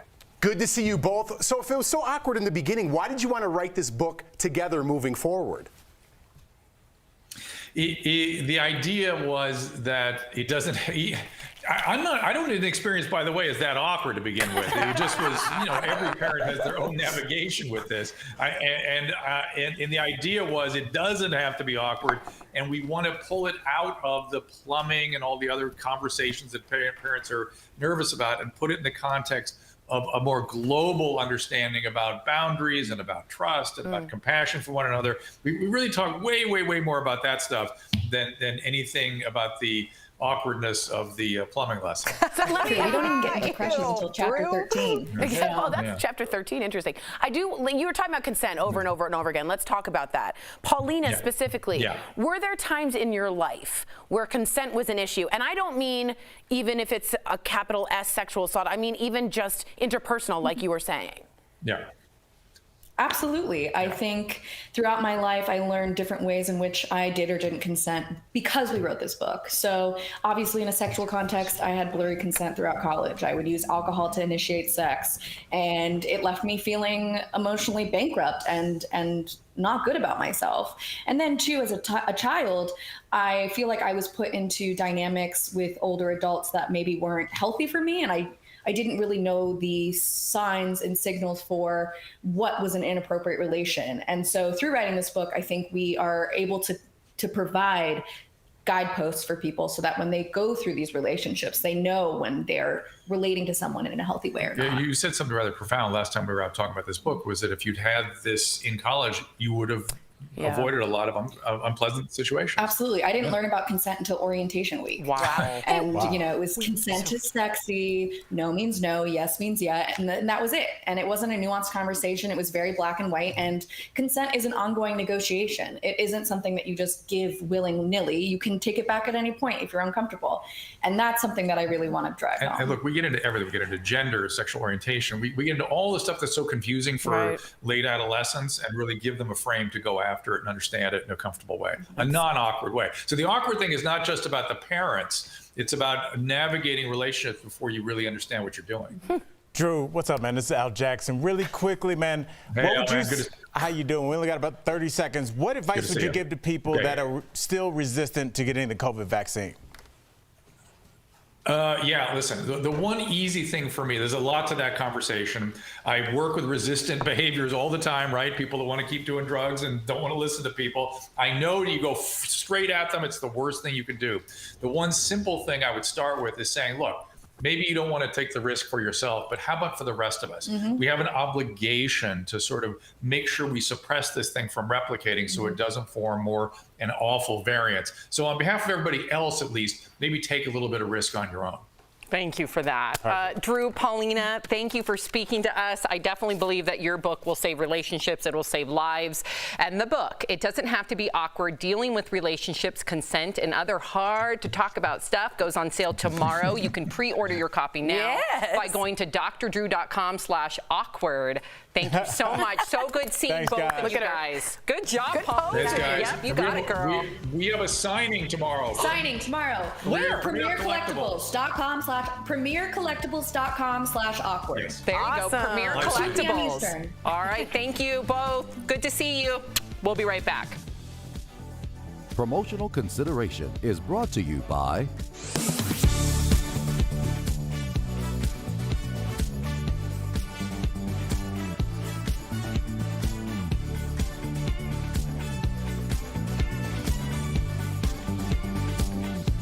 California's recall election is over. Gavin Newsom remains in office, and soon the bill for the recall will come due, leading some Twitter users to ask, who pays for it?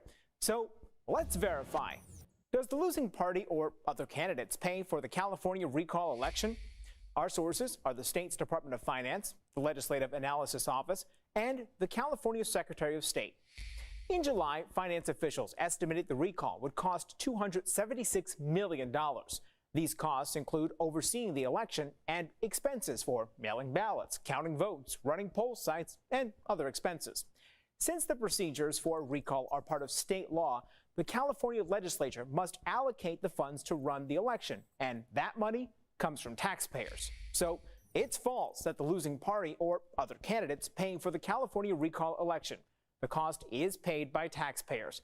Candidates only have to pay for campaign expenses like advertisements and rallies. With your Verify, I'm Brandon Lewis.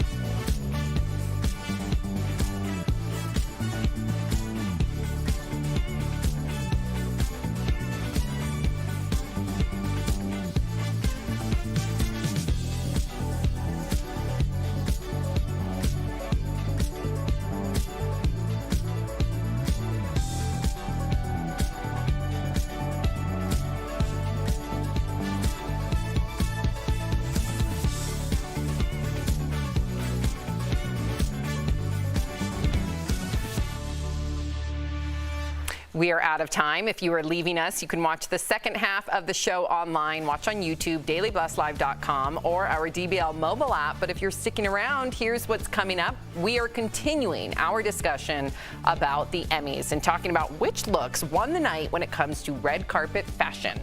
Plus, the soap opera queen herself, Deidra Hall, will be here live. Don't go away.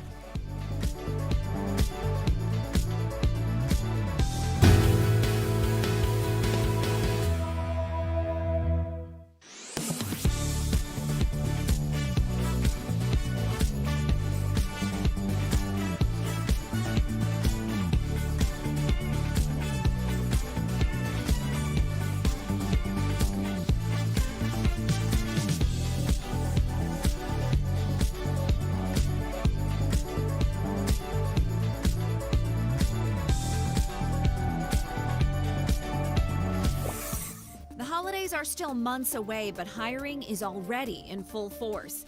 Let's connect the dots. Retailers continue to deal with staffing troubles. They're trying to hire enough people before holiday shopping kicks into high gear. Retail employment is down by 285,000 jobs since February of 2020. Experts say many retail workers who worked through the pandemic quit due to burnout. Up until recently, folks without a job could collect an extra $300 a week in unemployment. Now, retailers have a lot of jobs to fill. That's good news for workers. Many companies are rolling out new benefits and higher pay to try and lure new talent. But many experts say despite their early efforts, retailers will still deal with short staffing this holiday season. What does that mean for you? Well, it means longer lines and wait times. And that's connecting the dots.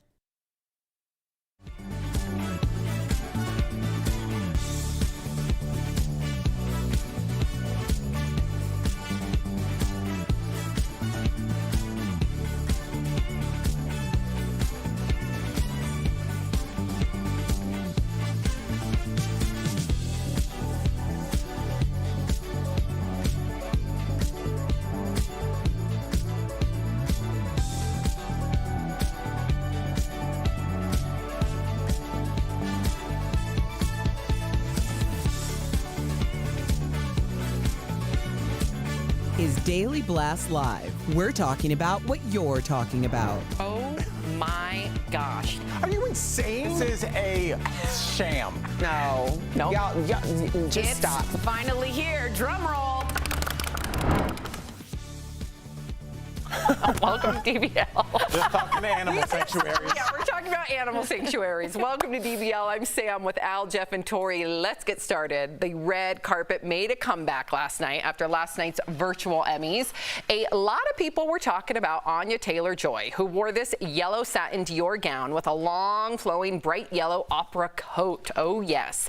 Emmy winner Michaela Cole wore this neon yellow two-piece dress with a giant bow in the back. Billy Porter always brings it to the red carpet. This time, he wore wings. And some people were divided on Angela Bassett's gown with the big hot pink ruffles that looked like a giant question mark. And Emma Corrin from The Crown wore something that looked like a swim cap. And then check out her hands, you guys. Fingerless gloves with long fingernails. Gillian Anderson also divided the internet with her crop top fringe look. And Coach Beard, Brendan Hunt from Ted Lasso, came dressed as the Monopoly Man. Did you have a best dressed, worst dressed? I thought Anya was beautiful, but I did not like her hair. I thought it looked a little bit strange. I think we have a picture of her hair. Do we have a picture of her hair? All right, maybe not. There it is. There it is. I just felt like prom from '99. Do you know what I mean? Yeah. You know what I'm saying? Like Yeah. a lot of hairspray. There's a bird up there. I didn't love it. I thought Seth Rogen looked cool in the orange. I think he was having a nice little moment. If we could see him, That looks. I'm sorry. I love Seth Rogen, but that's not. That looks like Dumb and Dumber. That is not a cute Tuxedo. outfit. It's a Willy Wonka professor. It's a Tweety. You don't like it? No. I thought it was cool looking. Had a moment. And then finally, I thought Jason Sudeikis stole the look from Chris Evans from 2019 Oscars. That's cool. I like that Who wore look. it better, though, is the question. I think Jason did. I like Chris because it's filled out a little bit more. That's fine. That's fine. But then finally, I really disliked. How many looks are you? I know. They told me to do when you went to me, I'm like, I'm sorry. Do you have like a Rolodex? Yes, What's I going have a on? thing. And then the last one I'll say is Amy Poehler, who looked like she was going to 2 different places in 2 different directions. That was it. I'm done. I agree. Okay. What about you, Al? I want Tori to just say mine. She's on a roll. Sorry. I was going to say Kaylee Cuoco. I loved her. I saw her like when they just did the wide shot at the beginning. I loved the neon. I thought she stepped out there. I thought the dress looked great.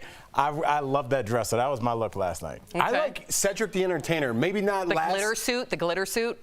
In the beginning, this wasn't my favorite look, but he always looks good in his top hat. In the very, very beginning, he wore this Versace robe while he's sitting on his couch. Yeah. He looks dope, man. He knows how to dress in for a bigger guy. He's all tailored. He had the double-breasted suit on. He's always looking good. I think you want a Versace robe, don't you? I can't pull it off. I was talking with our producer, Michael Dean. I'm like, I can't pull this off. You would look insane. Insane. If you walked in with a Versace robe. First off, if you're wearing a robe anywhere, you look insane. Yeah. Some people can pull it off. Not in public.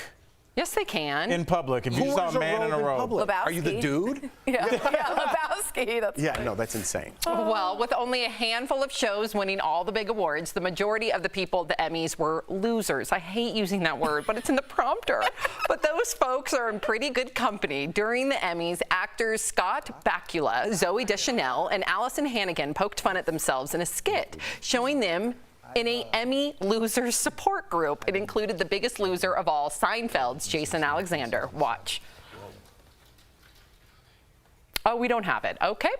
Another loser, Conan O'Brien, stole the show by heckling and saluting the Television Academy president during his speech, and even joined Stephen Colbert and his staff on stage during his Emmy win.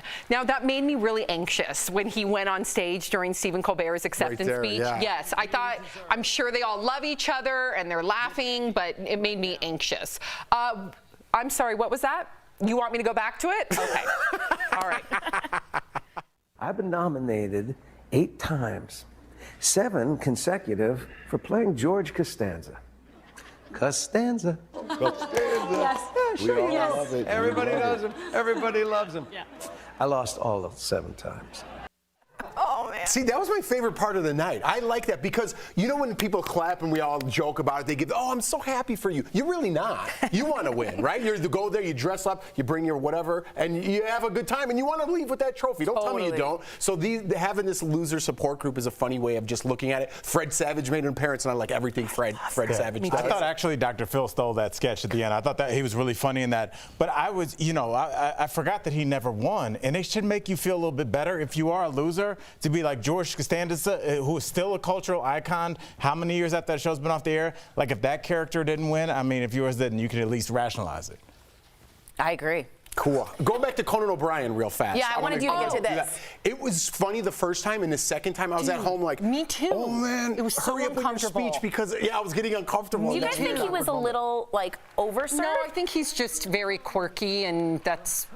Because it seemed unlike Conan to keep he wrapped interrupting. his show this year. Yeah. And so I think maybe he's just like, this is my last time here, and just kind of let me show out a little bit. I thought it was a little much. It took away from Stephen Colbert's moment. Even though he's had many, many moments with his Emmys, it's still, I was like, no, come on, Coco. And I love Coco. Coming up on DBL, the soap opera queen herself, Deidra Hall, joins us live. Oh my gosh, you guys, there she is in the flesh. We're going to talk with her next. It's Hispanic Heritage Month, and DBL is celebrating by bringing attention to those who have left their mark on Hispanic culture. Today we honor Rene Perez Joglar, also known to his fans as Residente. Solo me queda lo que tengo, no sé pa dónde voy, pero sé de dónde vengo. In total, he has won 4 Grammy Awards and 27 Latin Grammy Awards, more than any other Latin artist. Rene uses his platform to fight for education in Latin America and the rights of indigenous peoples, becoming a champion for poor and marginalized people around the world, both on and off the stage. Closed captioning provided by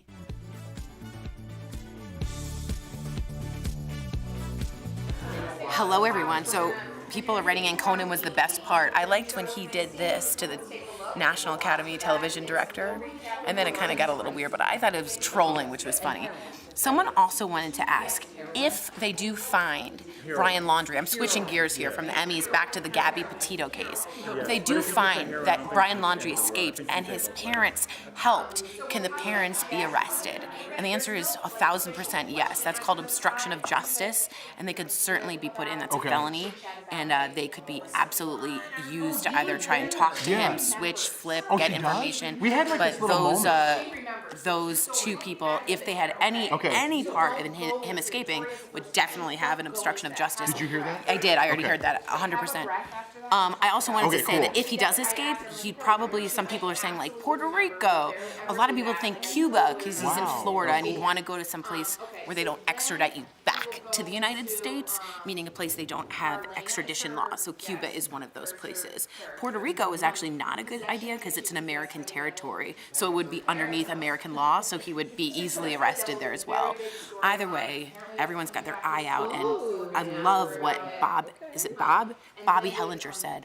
The cops often ask the public for help. This is doing that on a multiple grand scale on TikTok. Okay, so I'm I think gonna make that's it why fun, I think yes. we were really helpful. Bobby Hellinger said police are always asking, so I do not see an issue with the internet using helpers. Crowdsourcing is great for solving crimes, but it is that is what's so great about podcasts. Again, the Golden State Killer was found by internet sleuths, and Patton Oswalt's late wife, may she rest, was at the forefront of that using genealogy. She was this close to finding it. Months after she died, they did discover the Golden State Killer due to those people. So it gives closure to people. So let me know if you agree, if you're a true crime person. And then we have Deidra Hall coming up next. I'm so excited. Marlena. Oh, she took time out. Tuesday on DBL, slowing down your body's aging process, the things you can do to live longer and look younger. And host of HGTV's Flip or Flop, Tariq El Moussa. That's Tuesday on DBL.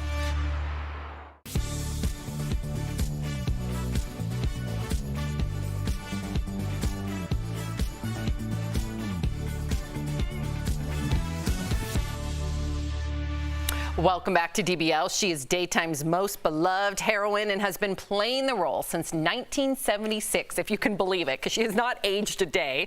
We are talking about the queen of daytime soaps, the legendary Deidra Hall. Welcome. Yes. Oh, thank you. How cute are you? Thank you so much.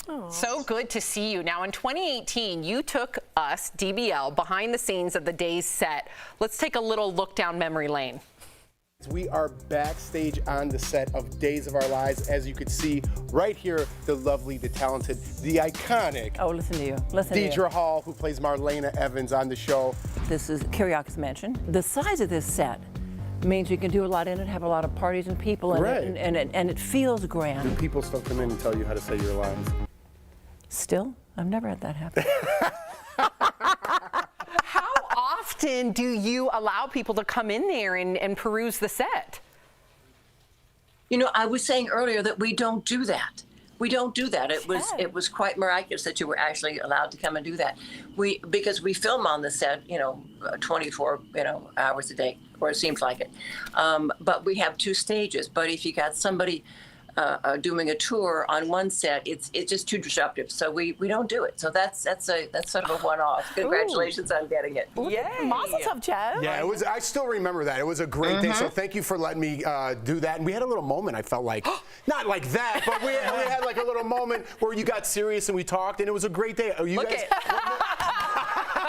You guys were wonderful. So thank you so much for that. I still remember it. It's one of the best things I've ever done. Thank you. Oh, that was nice. It was great to have you there. Thanks, Jeff. All right, I want to talk about Marlena Evans because I am a fan. Dr. Marlena. I know. I just say Marlena. Just saying Marlena gives me the chills. You play Dr. Marlena Evans, and we hear the infamous possession of the devil. That's my favorite part, is coming back. What? What do you love most about that storyline, and are there any secrets you can share?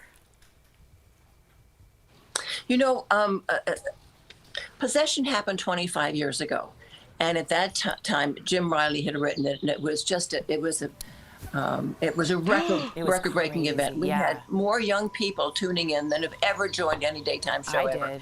At that time, 25 years ago, we were limited as to what we could do in television. And now we have a lot more special effects. So that's my tease for you. Ooh, it's good. Perfect for for Halloween. I know, right? Now, you've played Marlena for over 40 years, and anybody that's done any job for 40 years, like, I'm ready to retire. Do you ever think about it? And, like, you know, if so, like, how could you see, like, Marlena's ending on the show? You know, I've always said that I will leave days when my key card to the gate doesn't work anymore. It is such a family. It is such a home for me. I can't imagine not being there. It's been actually 45 years, and it's just been the loveliest time of my life. It's allowed me to do a job that I love with people that I adore. I don't have to work 5 days a week. We get holidays and breaks off. It's allowed me to bring my children to work when they were very small. It is just the best job in the world, and I wouldn't trade it for anything. All right, Deidra, so for Beyond Salem, several old cast members are returning to the set, including Housewife star Lisa Rinna. So there's a rumor going around that you ladies got into some trouble while on set. Is there any truth to this and what really happened? Trouble? May I jump in here? Yes. This is some jerk looking for a headline, and I don't say that lightly. There is absolutely no truth to it. And Jeff, I know you'd like to debunk these things. There's not a word of truth to it. I adore her. I've always adored her. She is funny. She's irreverent. She's always professional, and I'm crazy about her. And I think what I had said at one point to someone was that Christy Clark was there. She played Carrie on the show, and she came back. And I hadn't seen her in a long time, and she's got children now and lives in Europe. And I was so excited talking to her that the director had to keep starting every direction with, okay, shut up. And that was it. And somehow in somebody's convoluted imagination, that became a problem with Lisa Rinna and myself. It's total nonsense. So thanks for debunking that. Absolutely. And I've grown up a lot, so I like to publicly shame those people who make up those rumors. Yes, you do. Very grown up of me. Yes, you do. Yes, Be you my do. guest. Be my guest. Yeah, just leave it to Jeff. Don't Take hold care of back. that. Yep. Okay, we got to talk about Beyond Salem. How does this mini-series differ from Days of Our Lives? Beyond Salem is encapsulated. We do it's 5 episodes that are a trip to Europe for a number of couples looking for some stolen jewels, and so to watch it is you're going to see the entire thing in 5 shows. It does dovetail nicely into Days of Our Lives. But if you've been away for a while and you really want to see something fun and a romp with a lot of your very favorite people, this is the way to do it. And it's on Peacock, and it's going to keep streaming. So that's what it is. I love that. And to our DBL Nation, we know that you guys are fans. So Days of Our Lives, Beyond Salem is streaming on Peacock now. Be sure to check it out. Deidra, we're such fans of yours. Thank you so much for joining us. Absolutely. It's Marlena. Thank you all. Bye. Tori, call me later. Okay, well, have a good day. Bye. We all know.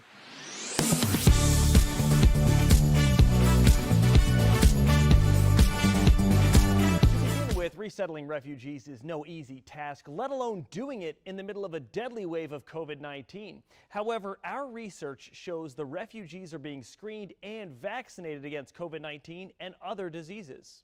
Earlier this month, the Virginia Department of Health reported several cases of measles among Afghan refugees. It got people wondering, are the refugees from Afghanistan required to get vaccinated from COVID-19 and other diseases? Let's verify.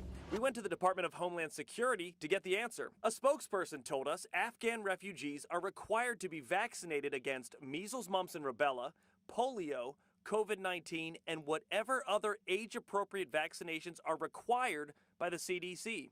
If the refugees have not had those vaccines, they will be given them. The only exceptions are for medical reasons, and DHS takes those on a case-by-case evaluation. So we can verify, yes, Afghan immigrants are required to get several standard vaccines, including the COVID-19 vaccine. If they don't have proof of the vaccination prior to arrival, they will begin receiving the vaccinations when they get here. There's another detail the Department of Homeland Security sent to me. They said each refugee is tested for COVID-19 when they get here. And according to DHS, they're taking every precaution to slow the spread of the virus. With Verify, I'm Matt Gregory.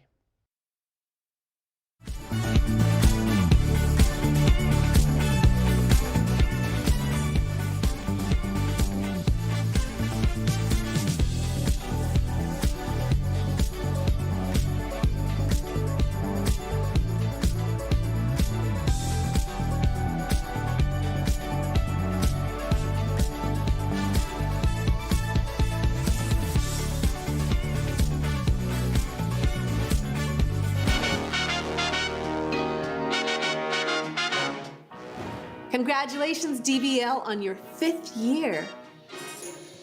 Tyra, thank you so much. Welcome back to DBL. Imagine being judged constantly in your relationship simply because of the way you looked. Earlier, Tori and Erica sat down with a couple that's going viral. They are Winston and Mayfair Clements, an interabled couple from London who are raising awareness for unconventional love stories. That is today's DBL Spotlight.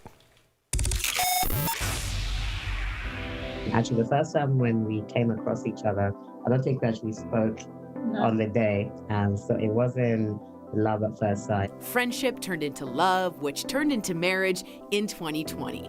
They used social media to send out personal photos to their loved ones. What happened was it got, picked up by other platforms and algorithms, and all of a sudden we found ourselves with this really big public platform and a lot of questions, a lot of scrutiny, and I guess initially we're a little bit overwhelmed by it. Realizing that not all comments from their new followers would be positive or even true, Winston and Mayfair wanted to change some of the myths put on interabled relationships. And so the couple created their own YouTube channel, The Clements. We don't think we're the experts. We only know about our own situation and our own dynamic. So the only way we could think of teaching, or one of the best ways we could think of doing it, was just by documenting how we live. They actively try to be an open book. We get to create impact and put things out in the world that hopefully make a positive difference. And to be able to do that with my wife, for me, is like a dream come true. Winston and Mayfair, welcome to the show. Now, there are many myths surrounding an interabled relationship like yours, but I want to know, is there one thing people are always most nosy about, and how do you respond? Our intimate life, so intimacy, such a huge conversation for us. And I guess because of our dynamic as an interabled couple, people always tend to wonder, can a person with a disability have a normal romantic life, have children, and enjoy sex? So I think we try and approach it by saying, yes, we have a normal, intimate relationship. We're expecting our first child. It looks different. And I guess just like getting people to maybe think about it for themselves and how they would maybe feel if they were getting questions about their intimate life and how they'd be comfortable answering it, and then kind of extending that same respect when asking us those questions as well. The majority of your followers are very supportive, but some flat out call you a gold digger. So how are you responding to that? Before kind of our pictures went viral or anything, I can kind of pre-anticipate a few things that might be said, but gold digger just wasn't one that I kind of thought in my head, because it's not really rooted in any truth. So I think for me, we were both kind of professionally established before meeting. It's a strange one for me because it's not really rooted in anything, and if Winston does have a bunch of money I don't know about, then we have Winston. I didn't know about it. I do want to ask you guys this. People use the word inspiring to describe your relationship, and sometimes you get a mixed emotional feeling to that. What's your reaction to that, both of you? Everything that I do automatically becomes inspiring. So you almost end up in that inspiration porn category, which is not the place that I want to be. For me, when people inherently call me inspiring for being with a man who's disabled, I think I kind of find it offensive because I'm not doing Winston any favors. We fell in love, we got married like a lot of other people do. So I think it's the undertones. Well, I am actually inspired because I think anytime you make an announcement that you're pregnant is just a beautiful time in anyone's life. So you just mentioned that you are expecting your first baby. You posted it on your YouTube channel, and all parents have fears, but does your interabled relationship bring more stress during this time? That's a great question. I think for us, we kind of had to talk at length about what pregnancy would mean for us because of Winston's condition. It's a genetic condition, so can potentially be passed down. So it was thinking about that. And then I think also kind of having a platform with our YouTube and things, deciding between ourselves, like how much of our child we want to put up there, how can we put boundaries in place to protect their privacy and give them the opportunity to decide. Our child does not get to choose, to be born into a family where there's been a public platform already. So we just really want to honor, their experience and let them get to enjoy to be a child in the same way that we did. You are both so uninspiring and boring. I'm just like, I gotta go to sleep. You're so normal. I'm so sick of it. Thank you so much, Winston and Mayfair, for sharing your love story with us. To follow along on their gorgeous journey, follow their YouTube, The Clements, the most normal couple out there. We'll be right back. Thank you, guys. Thank you so much. Thank you, love. Thank you.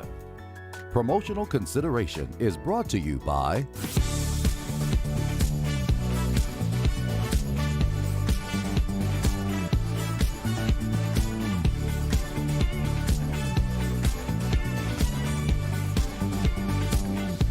California's recall election is over. Gavin Newsom remains in office, and soon the bill for the recall will come due, leading some Twitter users to ask, who pays for it? So let's verify. Does the losing party or other candidates pay for the California recall election? Our sources are the state's Department of Finance, the Legislative Analysis Office, and the California Secretary of State. In July, finance officials estimated the recall would cost $276 million. These costs include overseeing the election and expenses for mailing ballots, counting votes, running poll sites, and other expenses. Since the procedures for a recall are part of state law, the California legislature must allocate the funds to run the election, and that money comes from taxpayers. So it's false that the losing party or other candidates paying for the California recall election. The cost is paid by taxpayers.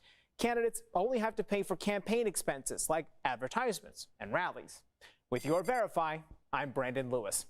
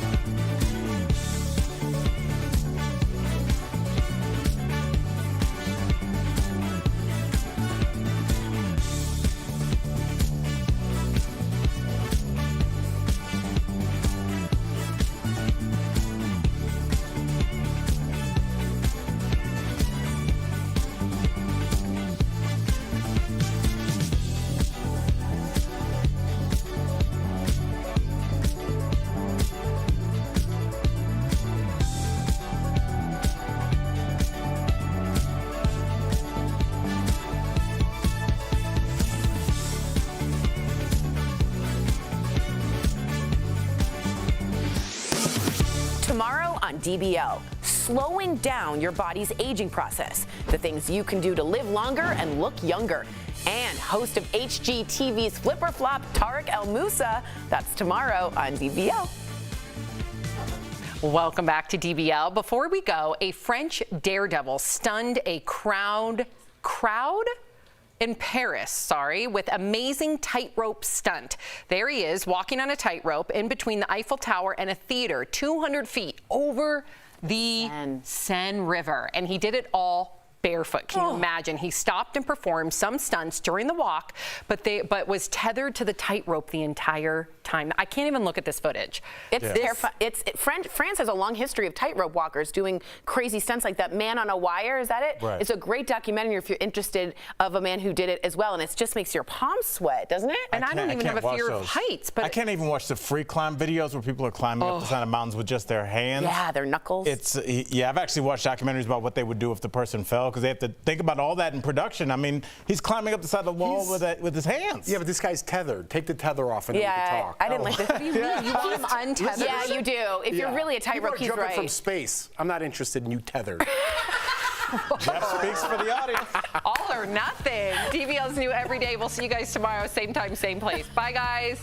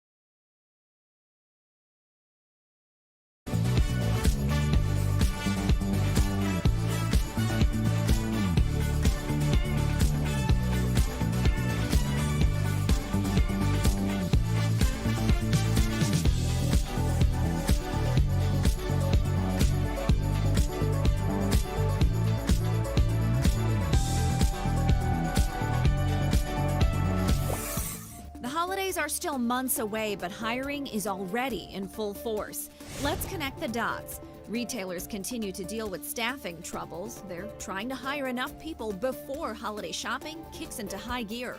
Retail employment is down by 285,000 jobs since February of 2020. Experts say many retail workers who worked through the pandemic quit due to burnout. Up until recently, folks without a job could collect an extra $300 a week in unemployment. Now, retailers have a lot of jobs to fill. That's good news for workers. Many companies are rolling out new benefits and higher pay to try and lure new talent. But many experts say despite their early efforts, retailers will still deal with short staffing this holiday season. What does that mean for you? Well, it means longer lines and wait times. And that's connecting the dots.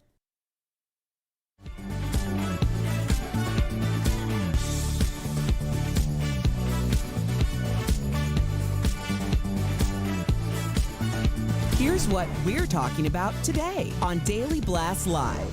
The Emmys open with Rita Wilson rapping. Gotta give a shout out to Sesame Street. Plus, Brits win big as Ted Lasso and The Crown sweep the major categories. So who got snubbed?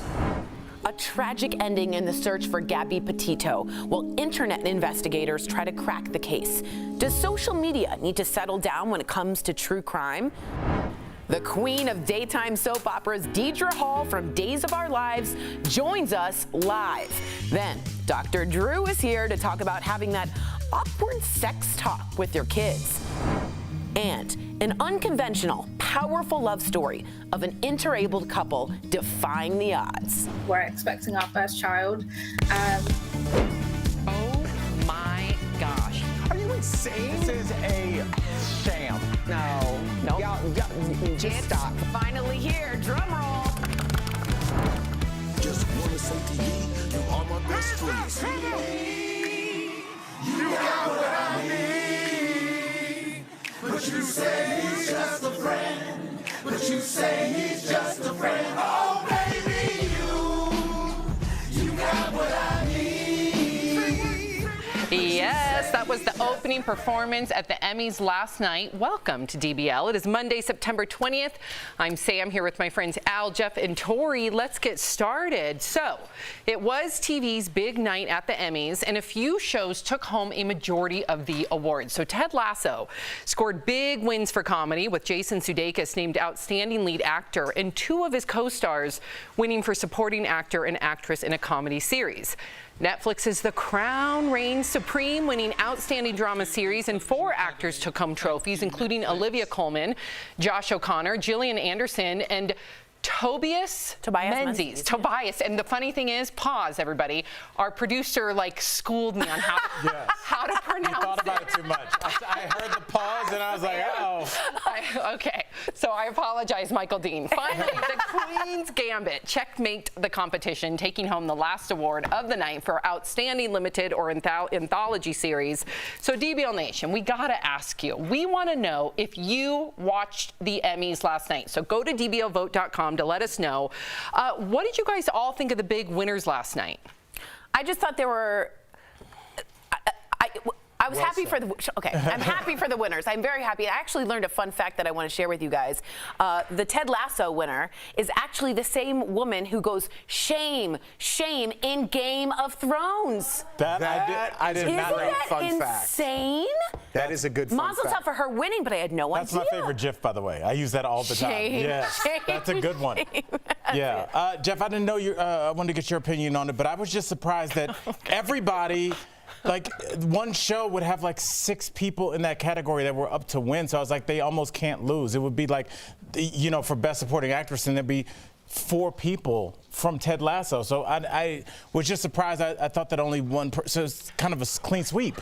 Well, we're gonna break down the diversity and things like that and why there weren't so many. But the show as a whole, listen, I just have a couple things. One, Cedric the Entertainer, I thought did a fantastic job. I'm always How for funny the host. was him and the 3 girls, right? That was the Niecy wives. Nash. Oh, that was great. Yes. I thought they opened up great. Whenever you bring LL Cool J out of nowhere and he starts rapping, I thought Rita Wilson was fun. I thought she was terrible. I thought it was fun. I thought it was great. I thought that was a great opening. Listen, plus it was an homage to the late great Biz Markie. Absolutely, absolutely. We lost. And they're just a little long. It was a little long. I was flipping back and forth from the football game. Is this thing still going? The speeches, let's celebrate ourselves 100 times a year. They don't even want to be there. Yeah. So why do we have so many, and why?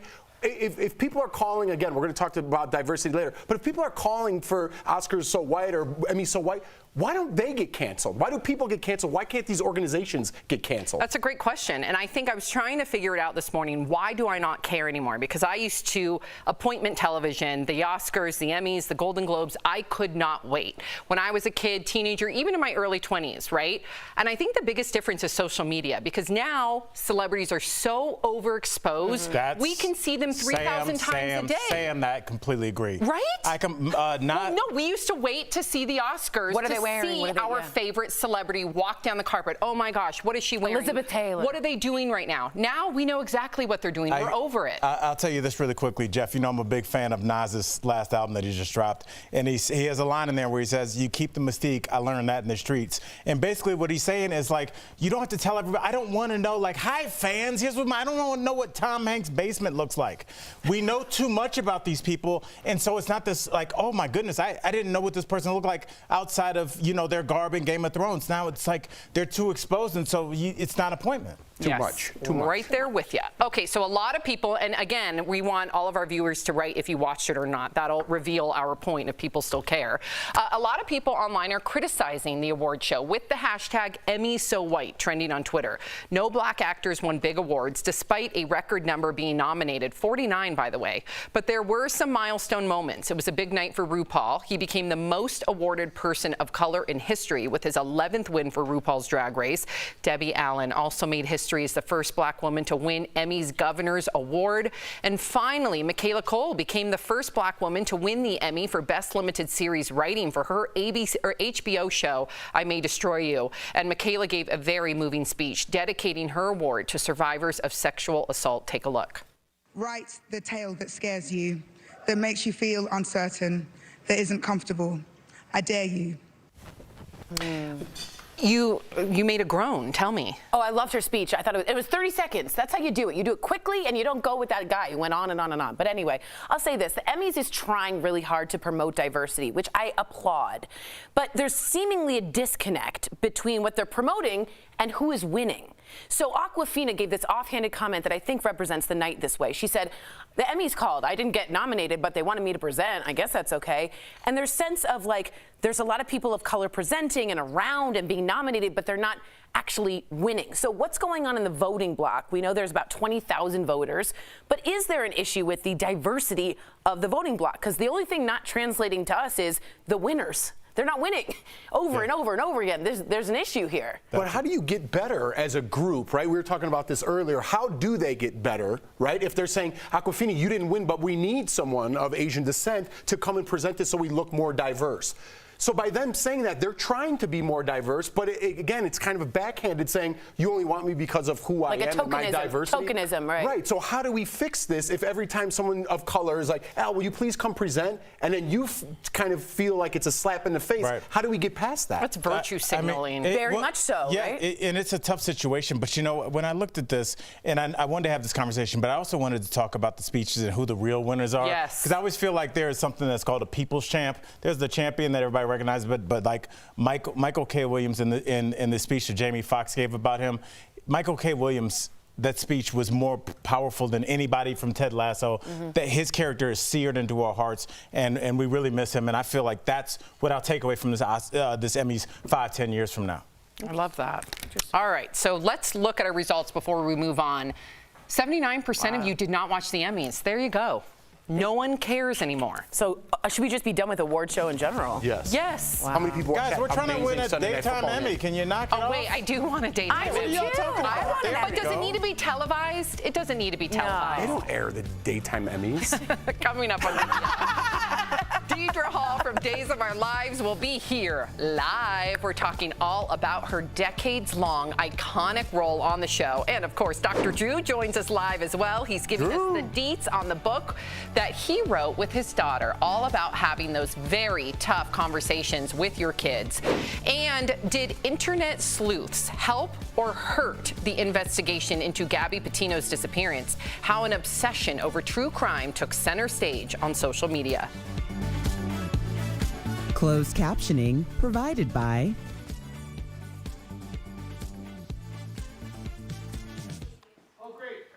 Thanks, buddy. I'm just kidding. All right, I did want to let you guys know, Bobby Hellinger says, so should all white nominees just withdraw so they have a winner that everyone approves of? And that's kind of a interesting take on what he's saying.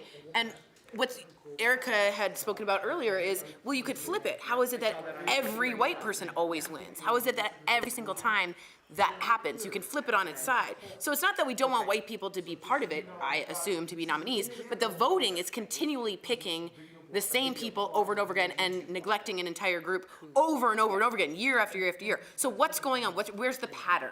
What's the pattern? But don't you think visually yesterday, before, because I'm kind of off social media now, so I didn't see these hashtags. And again, we have to understand that 10% of what you see on social media is coming from 90%, or 90% of what you see is coming from 10% of the people. So I think Jeopardy really screwed things up by listening to that audience and changing the way they do things. I don't think the people should. I think the executive producers of Jeopardy should be fired, not the that was Mike other way Richards. around. Yeah, but as well as the other people making those decisions. So now people think they have a voice and they want to run how television is ran. Good one. But anyways, visually yesterday, I thought it was very diverse, right? Cedric Entertainer was hosting. There was a lot of diversity in the audience. I just saw that visually. Now, when it came to the big winners, yes, they were majority white. But watching it yesterday, didn't you think it was diverse, like just visually? Visually, it definitely was. I mean, I think in terms of diversity, we're talking about like what the people look like, what their sexual orientation may be. But I thought it wasn't diverse in the fact that it was really just 2 or 3 shows that won everything. And it's hard for me to believe. If there's no diversity in those shows, right? Then, and that's where we get back to the voting block. It's like Ted Lasso is super popular. You love Ted Lasso, but you can't. So like that means that like the wardrobe for Lovecraft Country wasn't as good. There are so many good shows. It's hard to believe those 3 are the only good ones. Yeah, and it was The Crown, Ted Lasso. Right. There was no sprinkling amongst the others. I was shocked at one.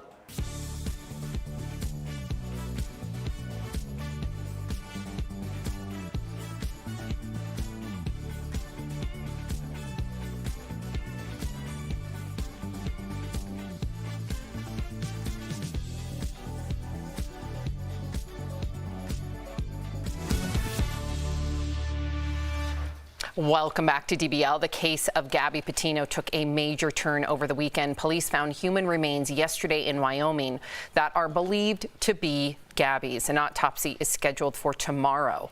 Officials are still on the hunt for her fiance/boyfriend, Brian Laundrie. They were looking at a nature reserve near his Florida home, but the search was called off, and police and the FBI raided his house earlier today. But let's talk about the other big thing in this case, internet sleuths. If you were online this weekend, especially on TikTok, there were tons of videos of folks posting theories about the case.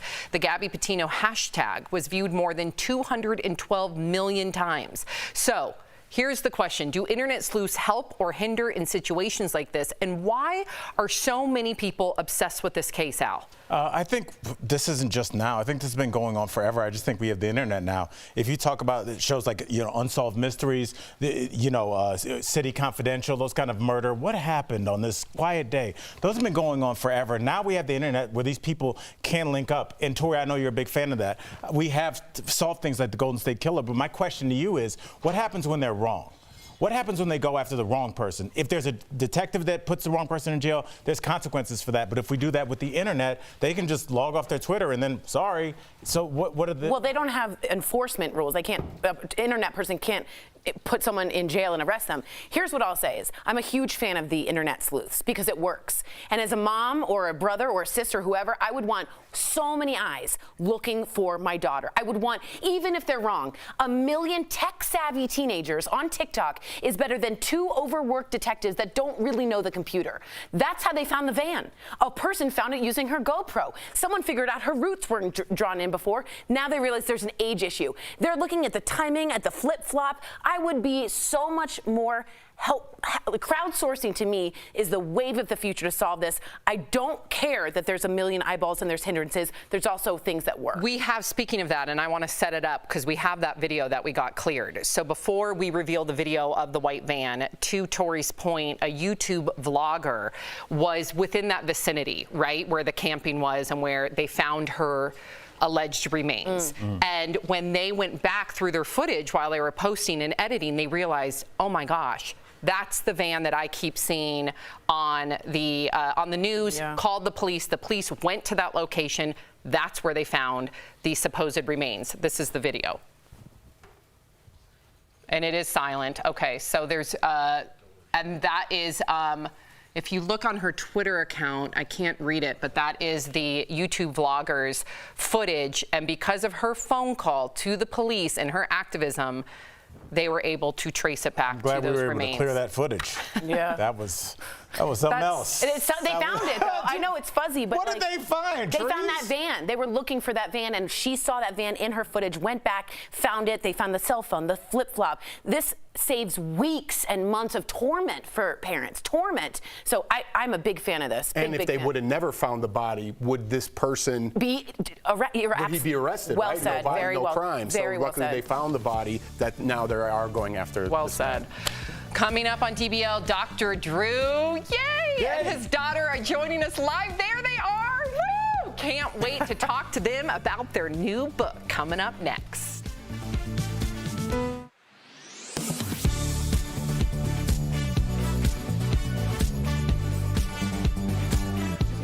Resettling refugees is no easy task, let alone doing it in the middle of a deadly wave of COVID-19. However, our research shows the refugees are being screened and vaccinated against COVID-19 and other diseases. Earlier this month, the Virginia Department of Health reported several cases of measles among Afghan refugees. It got people wondering, are the refugees from Afghanistan required to get vaccinated from COVID-19 and other diseases? Let's verify. We went to the Department of Homeland Security to get the answer. A spokesperson told us Afghan refugees are required to be vaccinated against measles, mumps, and rubella, polio, COVID-19, and whatever other age-appropriate vaccinations are required by the CDC. If the refugees have not had those vaccines, they will be given them. The only exceptions are for medical reasons, and DHS takes those on a case-by-case evaluation. So we can verify, yes, Afghan immigrants are required to get several standard vaccines, including the COVID-19 vaccine. If they don't have proof of the vaccination prior to arrival, they will begin receiving the vaccinations when they get here. There's another detail the Department of Homeland Security sent to me. They said each refugee is tested for COVID-19 when they get here. And according to DHS, they're taking every precaution to slow the spread of the virus. With Verify, I'm Matt Gregory.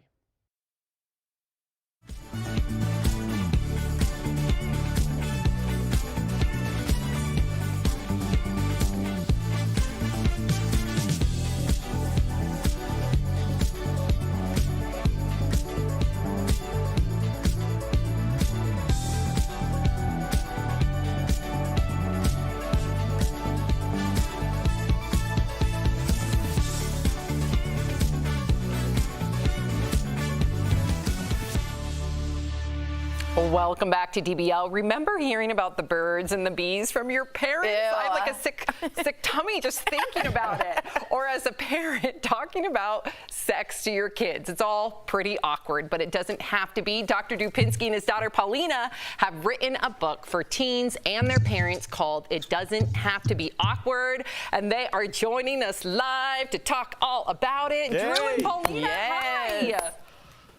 Hey guys. Hello. Okay, so Drew, you've been talking about sex, and I've even been there right next to you on Loveline for years, but it didn't go that smoothly with your kids at first. That surprises me. Well, I mean, look, when you're every parent has just produced a parent, so that's just, and we tell the story in the book. The more interesting thing to me, though, is that in spite of these being topics that I've talked about for a long time, the conversation has changed a little bit. And we originally got involved in this project. The idea was sort of backing into consent, because that was pre-COVID. It was in the days of the Me Too movement.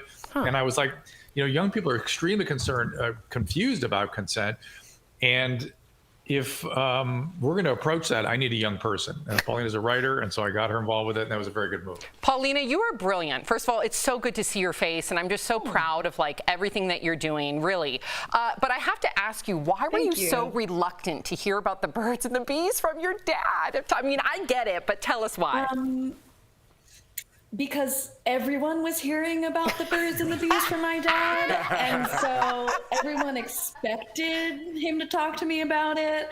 And so I knew it was coming, and I knew that people were getting information, but I had no desire to hear that information. And I know I would start. She would bounce forward with crazy questions. I go, okay, here you go, and she'd run away screaming. So, but listen, this book is not about that. It really isn't. We tell those stories, but this book is about how to have healthy relationships, how to navigate relationships and consent, all kinds of relationships, romantic relationships, relationships with adults, relationships with your parents. We really are focused.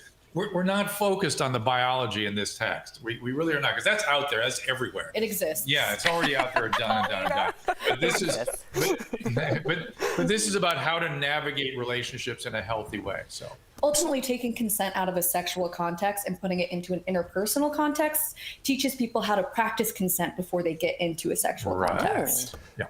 Good to see you both. So if it was so awkward in the beginning, why did you want to write this book together moving forward? The idea was that it doesn't. I don't need an experience, by the way, is that awkward to begin with. It just was, every parent has their own navigation with this. And the idea was it doesn't have to be awkward, and we want to pull it out of the plumbing and all the other conversations that parents are nervous about, and put it in the context of a more global understanding about boundaries and about trust and about compassion for one another. We really talk way more about that stuff than anything about the awkwardness of the plumbing lesson. So we don't even get into questions until chapter 13. Oh, that's chapter 13. Interesting. You were talking about consent over and over and over again. Let's talk about that. Paulina, specifically, were there times in your life where consent was an issue? And I don't mean even if it's a capital S sexual assault. I mean even just interpersonal, like you were saying. Yeah. Absolutely. I think throughout my life, I learned different ways in which I did or didn't consent because we wrote this book. So obviously in a sexual context, I had blurry consent throughout college. I would use alcohol to initiate sex, and it left me feeling emotionally bankrupt and not good about myself. And then too, as a child, I feel like I was put into dynamics with older adults that maybe weren't healthy for me. And I didn't really know the signs and signals for what was an inappropriate relation. And so through writing this book, I think we are able to provide guideposts for people so that when they go through these relationships, they know when they're relating to someone in a healthy way or not. You said something rather profound last time we were out talking about this book, was that if you'd had this in college, you would have avoided a lot of unpleasant situations. Absolutely. I didn't learn about consent until orientation week. Wow. And, it was consent is sexy. No means no. Yes means yeah. And that was it. And it wasn't a nuanced conversation. It was very black and white. And consent is an ongoing negotiation. It isn't something that you just give willy-nilly. You can take it back at any point if you're uncomfortable. And that's something that I really want to drive home. And look, we get into everything. We get into gender, sexual orientation. We get into all the stuff that's so confusing for late adolescents, and really give them a frame to go after it and understand it in a comfortable way, a non-awkward way. So the awkward thing is not just about the parents, it's about navigating relationships before you really understand what you're doing. Drew, what's up, man? This is Al Jackson. Really quickly, man, how you doing? We only got about 30 seconds. What advice would you give to people that are still resistant to getting the COVID vaccine? Listen, the one easy thing for me, there's a lot to that conversation. I work with resistant behaviors all the time, right? People that want to keep doing drugs and don't want to listen to people. I know you go straight at them, it's the worst thing you can do. The one simple thing I would start with is saying, look, maybe you don't want to take the risk for yourself, but how about for the rest of us? We have an obligation to sort of make sure we suppress this thing from replicating so it doesn't form more an awful variant. So on behalf of everybody else, at least, maybe take a little bit of risk on your own. Thank you for that. Drew, Paulina, thank you for speaking to us. I definitely believe that your book will save relationships. It will save lives. And the book, it doesn't have to be awkward. Dealing with relationships, consent, and other hard to talk about stuff goes on sale tomorrow. You can pre-order your copy now by going to drdrew.com/awkward. Thank you so much. So good seeing both of you guys. Good job, Paulina. Yep, you got it, girl. We have a signing tomorrow. Where? premiercollectibles.com/awkward. There you go, Premier Collectibles. All right, thank you both. Good to see you. We'll be right back. Promotional consideration is brought to you by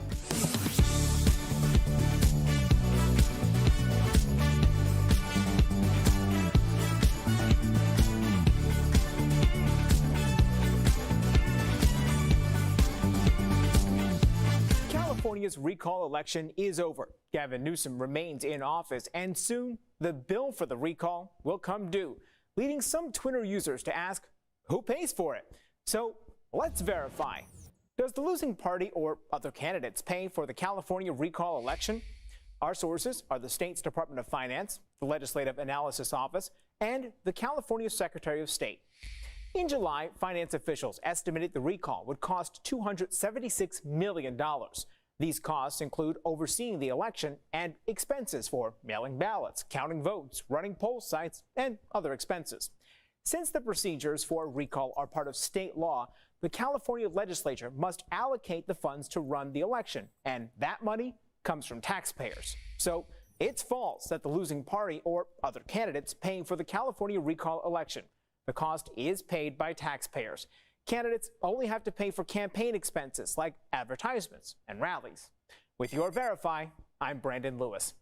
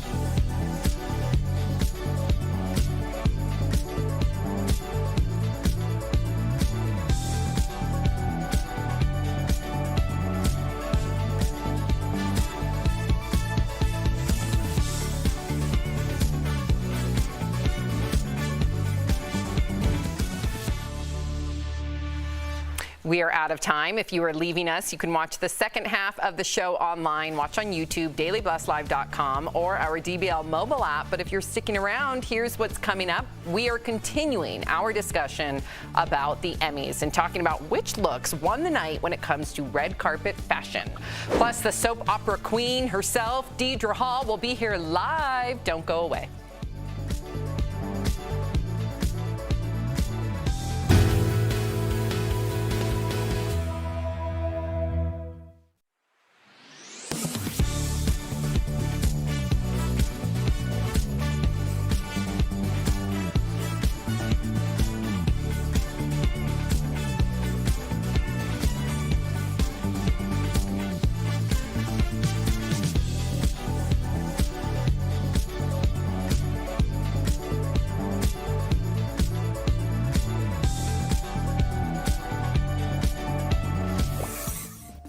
Are still months away, but hiring is already in full force. Let's connect the dots. Retailers continue to deal with staffing troubles. They're trying to hire enough people before holiday shopping kicks into high gear. Retail employment is down by 285,000 jobs since February of 2020. Experts say many retail workers who worked through the pandemic quit due to burnout. Up until recently, folks without a job could collect an extra $300 a week in unemployment. Now, retailers have a lot of jobs to fill. That's good news for workers. Many companies are rolling out new benefits and higher pay to try and lure new talent. But many experts say despite their early efforts, retailers will still deal with short staffing this holiday season. What does that mean for you? Well, it means longer lines and wait times. And that's connecting the dots.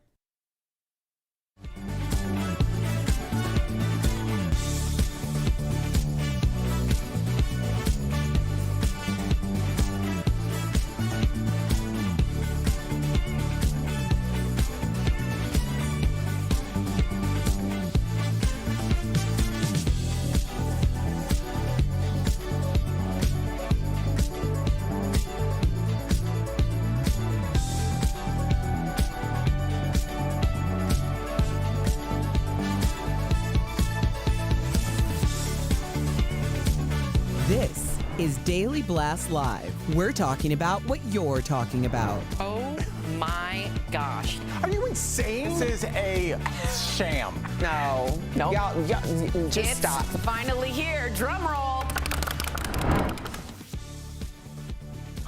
Welcome to DBL. Just talking to animal sanctuaries. Yeah, we're talking about animal sanctuaries. Welcome to DBL. I'm Sam with Al, Jeff, and Tori. Let's get started. The red carpet made a comeback last night after last night's virtual Emmys. A lot of people were talking about Anya Taylor-Joy, who wore this yellow satin Dior gown with a long, flowing, bright yellow opera coat. Oh, yes. Emmy winner Michaela Cole wore this neon yellow two-piece dress with a giant bow in the back. Billy Porter always brings it to the red carpet. This time, he wore wings. And some people were divided on Angela Bassett's gown with the big hot pink ruffles that looked like a giant question mark.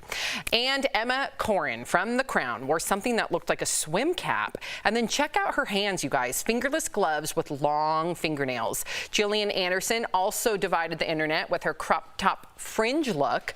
And Coach Beard, Brendan Hunt from Ted Lasso, came dressed as the Monopoly Man. Did you have a best dressed, worst dressed? I thought Anya was beautiful, but I did not like her hair. I thought it looked a little bit strange. I think we have a picture of her hair. Do we have a picture of her hair? All right, maybe not. There it is. There it is. I just felt like prom from '99. Do you know what I mean? Yeah. You know what I'm saying? Like a lot of hairspray. There's a bird up there. I didn't love it. I thought Seth Rogen looked cool in the orange. I think he was having a nice little moment. If we could see him, that looks. I'm sorry. I love Seth Rogen, but that's not. That looks like Dumb and Dumber. That is not a cute Tuxedo. outfit. It's a Willy Wonka professor. It's a Tweety. You don't like it? No. I thought it was cool looking. Had a moment. And then finally, I thought Jason Sudeikis stole the look from Chris Evans from 2019 Oscars. That's cool. I like that look. Who wore it better, though, is the question. I think Jason did. I like Chris because it's filled out a little bit more. That's fine. That's fine. But then finally, I really disliked. How many looks are you? I know. When you went to me, I'm like, I'm sorry. Do you have like a Rolodex? Yes, What's I have going a thing. on? And then the last one I'll say is Amy Poehler, who looked like she was going to 2 different places in 2 different directions. That was it. I'm done. I agree. Okay. What about you, Al? I want Tori to just say mine. She's on a roll. Sorry. I was going to say Kaylee Cuoco. I loved her. I saw her like when they just did the wide shot at the beginning. I loved the neon. I thought she stepped out there. I thought the dress looked great. I love that dress. So that was my look last night. Okay. I like Cedric the Entertainer. Maybe not the last. The glitter suit. In the beginning, this wasn't my favorite look, but he always looks good in his top hat. In the very, very beginning, he wore this Versace robe while he's sitting on his couch. Yeah. He looks dope, man. He knows how to dress in for a bigger guy. He's all tailored. He had the double-breasted suit on. He's always looking good. I think you want a Versace robe, don't you? I can't pull it off. I was talking with our producer, Michael Dean. I'm like, I can't pull this off. You would look insane. Insane. If you walked in with a Versace robe. First of all, if you're wearing a robe anywhere, you look insane. Yeah. Some people can pull it off. Not in public.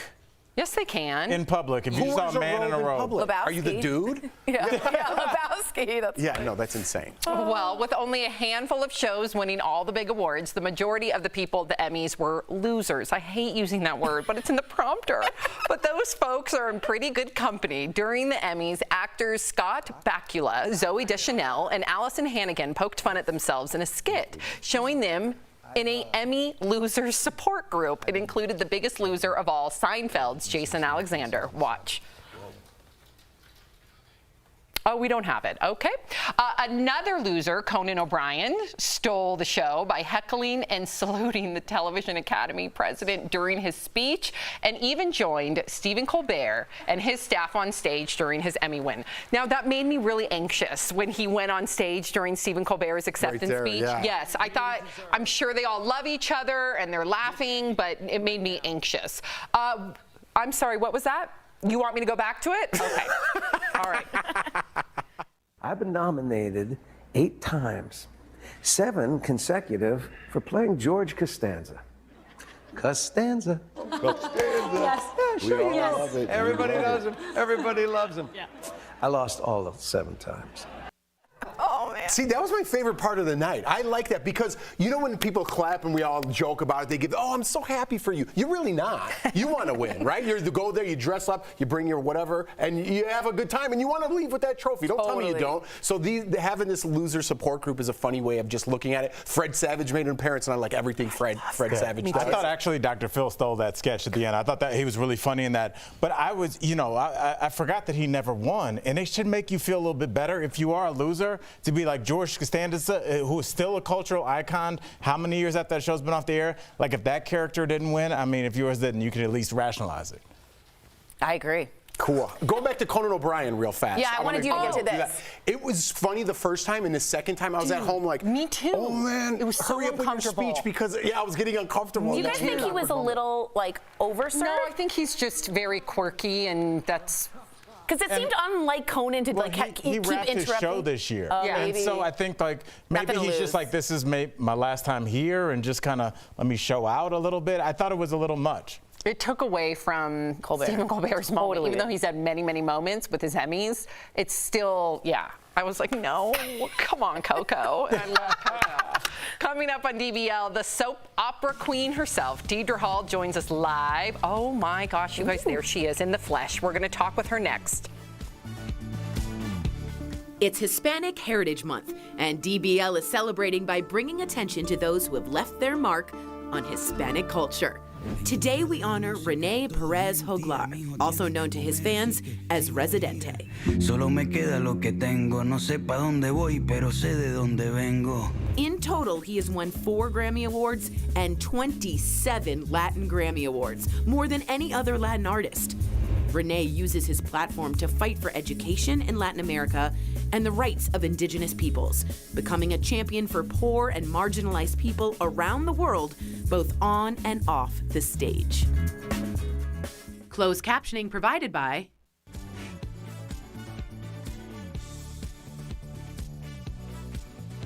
Hello, everyone. So people are writing in Conan was the best part. I liked when he did this to the National Academy Television Director, and then it kind of got a little weird, but I thought it was trolling, which was funny. Someone also wanted to ask, if they do find Brian Laundrie. I'm switching gears here from the Emmys back to the Gabby Petito case. If they do find that Brian Laundrie escaped and his parents helped, can the parents be arrested?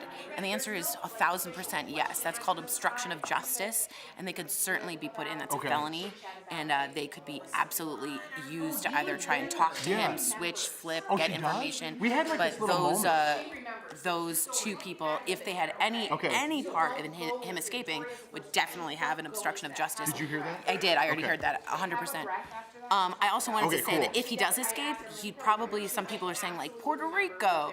A lot of people think Cuba because he's in Florida and he'd want to go to some place where they don't extradite you back to the United States, meaning a place they don't have extradition laws. So Cuba is one of those places. Puerto Rico is actually not a good idea because it's an American territory. So it would be underneath American law, so he would be easily arrested there as well. Either way, everyone's got their eye out, and I love what Bobby Hellinger said. The cops often ask the public for help. This is doing that on a multiple grand scale on TikTok. So I think that's why I think we were really helpful. Bobby Hellinger said police are always asking, so I do not see an issue with the internet using helpers. Crowdsourcing is great for solving crimes, but it is that is what's so great about podcasts. Again, the Golden State Killer was found by internet sleuths, and Patton Oswalt's late wife, may she rest, was at the forefront of that using genealogy. She was this close to finding it. Months after she died, they did discover the Golden State Killer due to those people. So it gives closure to people. So let me know if you agree, if you're a true crime person. And then we have Deidra Hall coming up next. I'm so excited. Marlena. Tuesday on DBL, slowing down your body's aging process, the things you can do to live longer and look younger.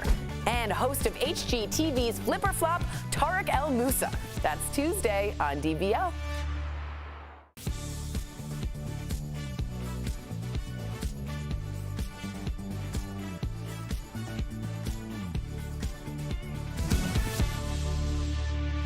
Welcome back to DBL. She is daytime's most beloved heroine and has been playing the role since 1976, if you can believe it, because she has not aged a day. We are talking about the queen of daytime soaps, the legendary Deidra Hall. Welcome. Oh, thank you. How cute are you? Thank you so much. So good to see you. Now, in 2018, you took us, DBL, behind the scenes of the day's set. Let's take a little look down memory lane. We are backstage on the set of Days of Our Lives. As you can see right here, the lovely, the talented, the iconic Deidra Hall, who plays Marlena Evans on the show.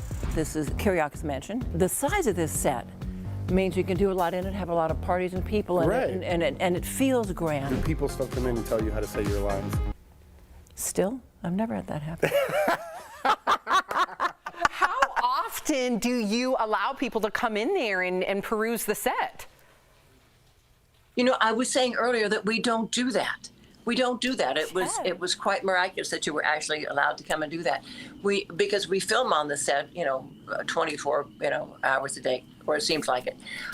But we have two stages. But if you got somebody doing a tour on one set, it's just too disruptive. So we don't do it. So that's sort of a one-off. Congratulations on getting it. Yay! Mazel tov, Jeff. Yeah, it was. I still remember that. It was a great day. So thank you for letting me do that. And we had a little moment. I felt like, not like that, but we had like a little moment where you got serious and we talked, and it was a great day.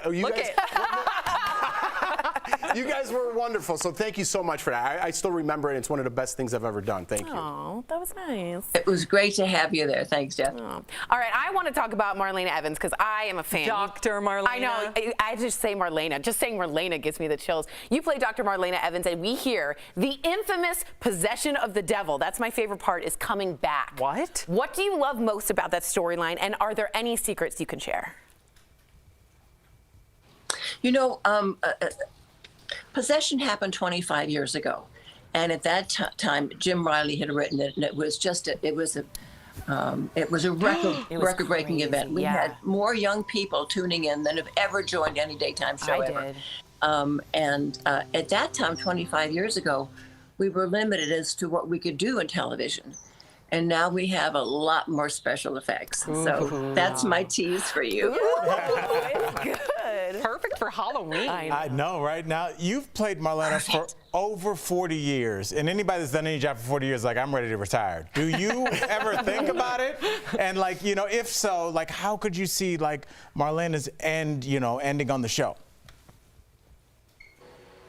You know, I've always said that I will leave days when my key card to the gate doesn't work anymore. It is such a family. It is such a home for me. I can't imagine not being there. It's been actually 45 years, and it's just been the loveliest time of my life. It's allowed me to do a job that I love with people that I adore. I don't have to work 5 days a week. We get holidays and breaks off. It's allowed me to bring my children to work when they were very small. It is just the best job in the world, and I wouldn't trade it for anything. All right, Deidra, so for Beyond Salem, several old cast members are returning to the set, including Housewife star Lisa Rinna. So there's a rumor going around that you ladies got into some trouble while on set.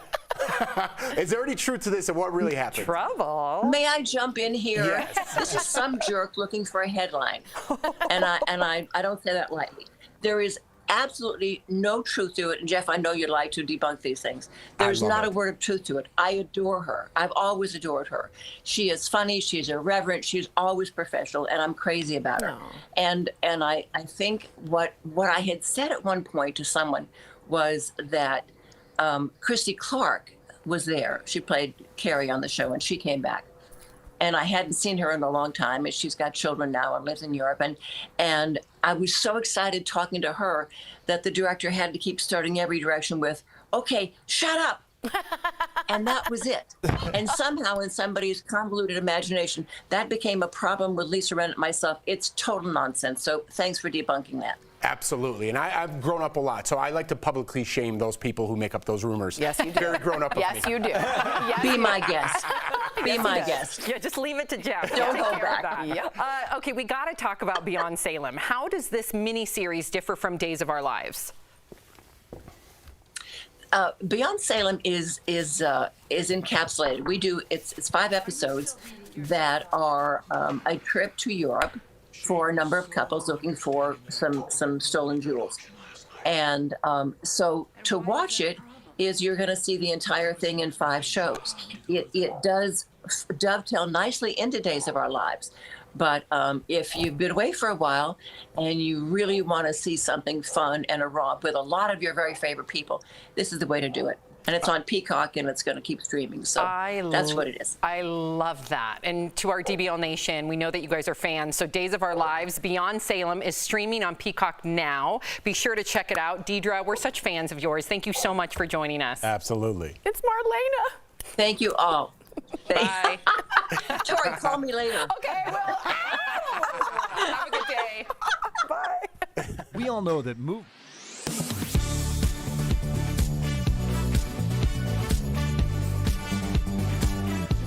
Resettling refugees is no easy task, let alone doing it in the middle of a deadly wave of COVID-19. However, our research shows the refugees are being screened and vaccinated against COVID-19 and other diseases. Earlier this month, the Virginia Department of Health reported several cases of measles among Afghan refugees. It got people wondering, are the refugees from Afghanistan required to get vaccinated from COVID-19 and other diseases? Let's verify. We went to the Department of Homeland Security to get the answer. A spokesperson told us Afghan refugees are required to be vaccinated against measles, mumps, and rubella, polio, COVID-19, and whatever other age-appropriate vaccinations are required by the CDC. If the refugees have not had those vaccines, they will be given them. The only exceptions are for medical reasons, and DHS takes those on a case-by-case evaluation. So we can verify, yes, Afghan immigrants are required to get several standard vaccines, including the COVID-19 vaccine. If they don't have proof of the vaccination prior to arrival, they will begin receiving the vaccinations when they get here. There's another detail the Department of Homeland Security sent to me. They said each refugee is tested for COVID-19 when they get here. And according to DHS, they're taking every precaution to slow the spread of the virus. With Verify, I'm Matt Gregory.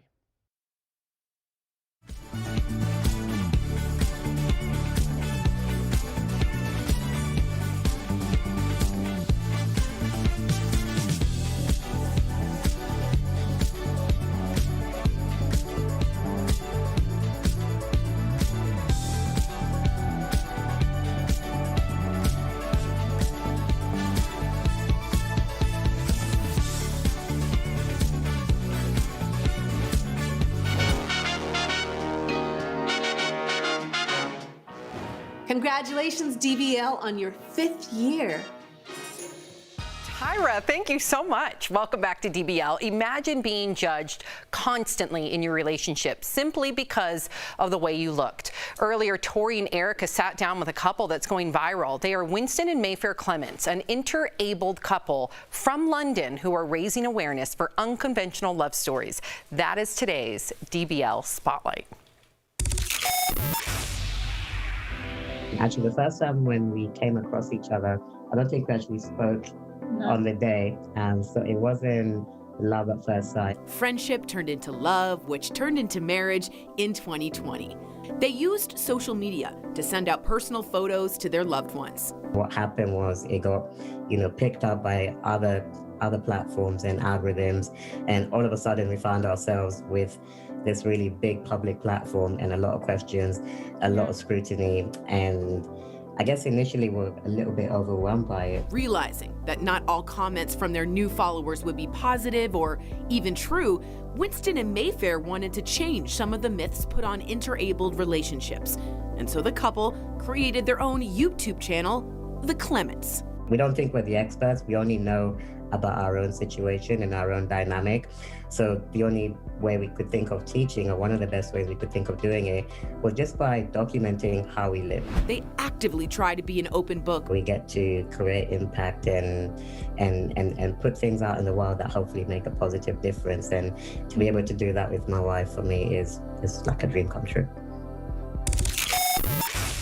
Winston and Mayfair, welcome to the show. Now, there are many myths surrounding an interabled relationship like yours, but I want to know, is there one thing people are always most nosy about, and how do you respond? Our intimate life, so intimacy, such a huge conversation for us. And I guess because of our dynamic as an interabled couple, people always tend to wonder, can a person with a disability have a normal romantic life, have children, and enjoy sex? So I think we try and approach it by saying, yes, we have a normal, intimate relationship. We're expecting our first child. It looks different. And I guess just like getting people to maybe think about it for themselves and how they would maybe feel if they were getting questions about their intimate life and how they'd be comfortable answering it, and then kind of extending that same respect when asking us those questions as well. The majority of your followers are very supportive, but some flat out call you a gold digger. So how are you responding to that? Before kind of our pictures went viral or anything, I can kind of pre-anticipate a few things that might be said, but gold digger just wasn't one that I kind of thought in my head, because it's not really rooted in any truth. So I think for me, we were both kind of professionally established before meeting. It's a strange one for me because it's not really rooted in anything, and if Winston does have a bunch of money I don't know about, then we have Winston.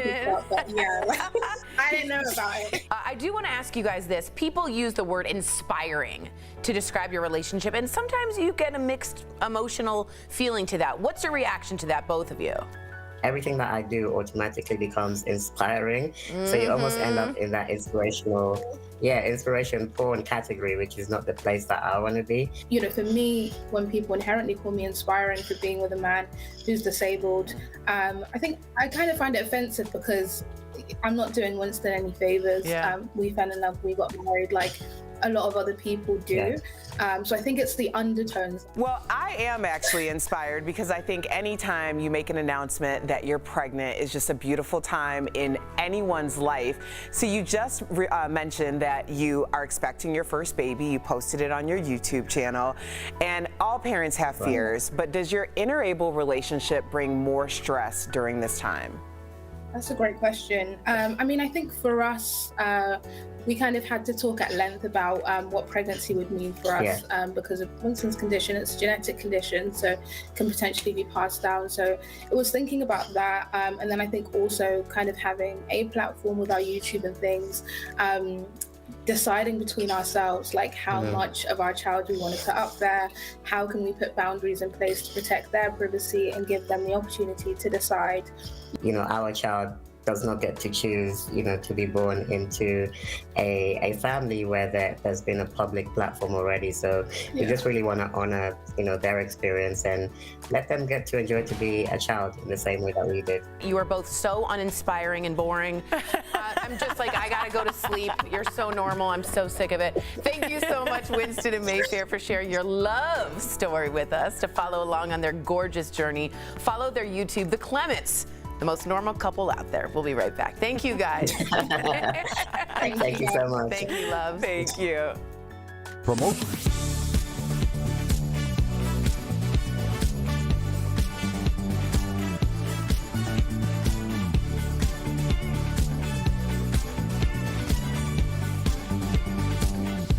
California's recall election is over. Gavin Newsom remains in office, and soon the bill for the recall will come due, leading some Twitter users to ask, who pays for it? So let's verify. Does the losing party or other candidates pay for the California recall election? Our sources are the state's Department of Finance, the Legislative Analysis Office, and the California Secretary of State. In July, finance officials estimated the recall would cost $276 million.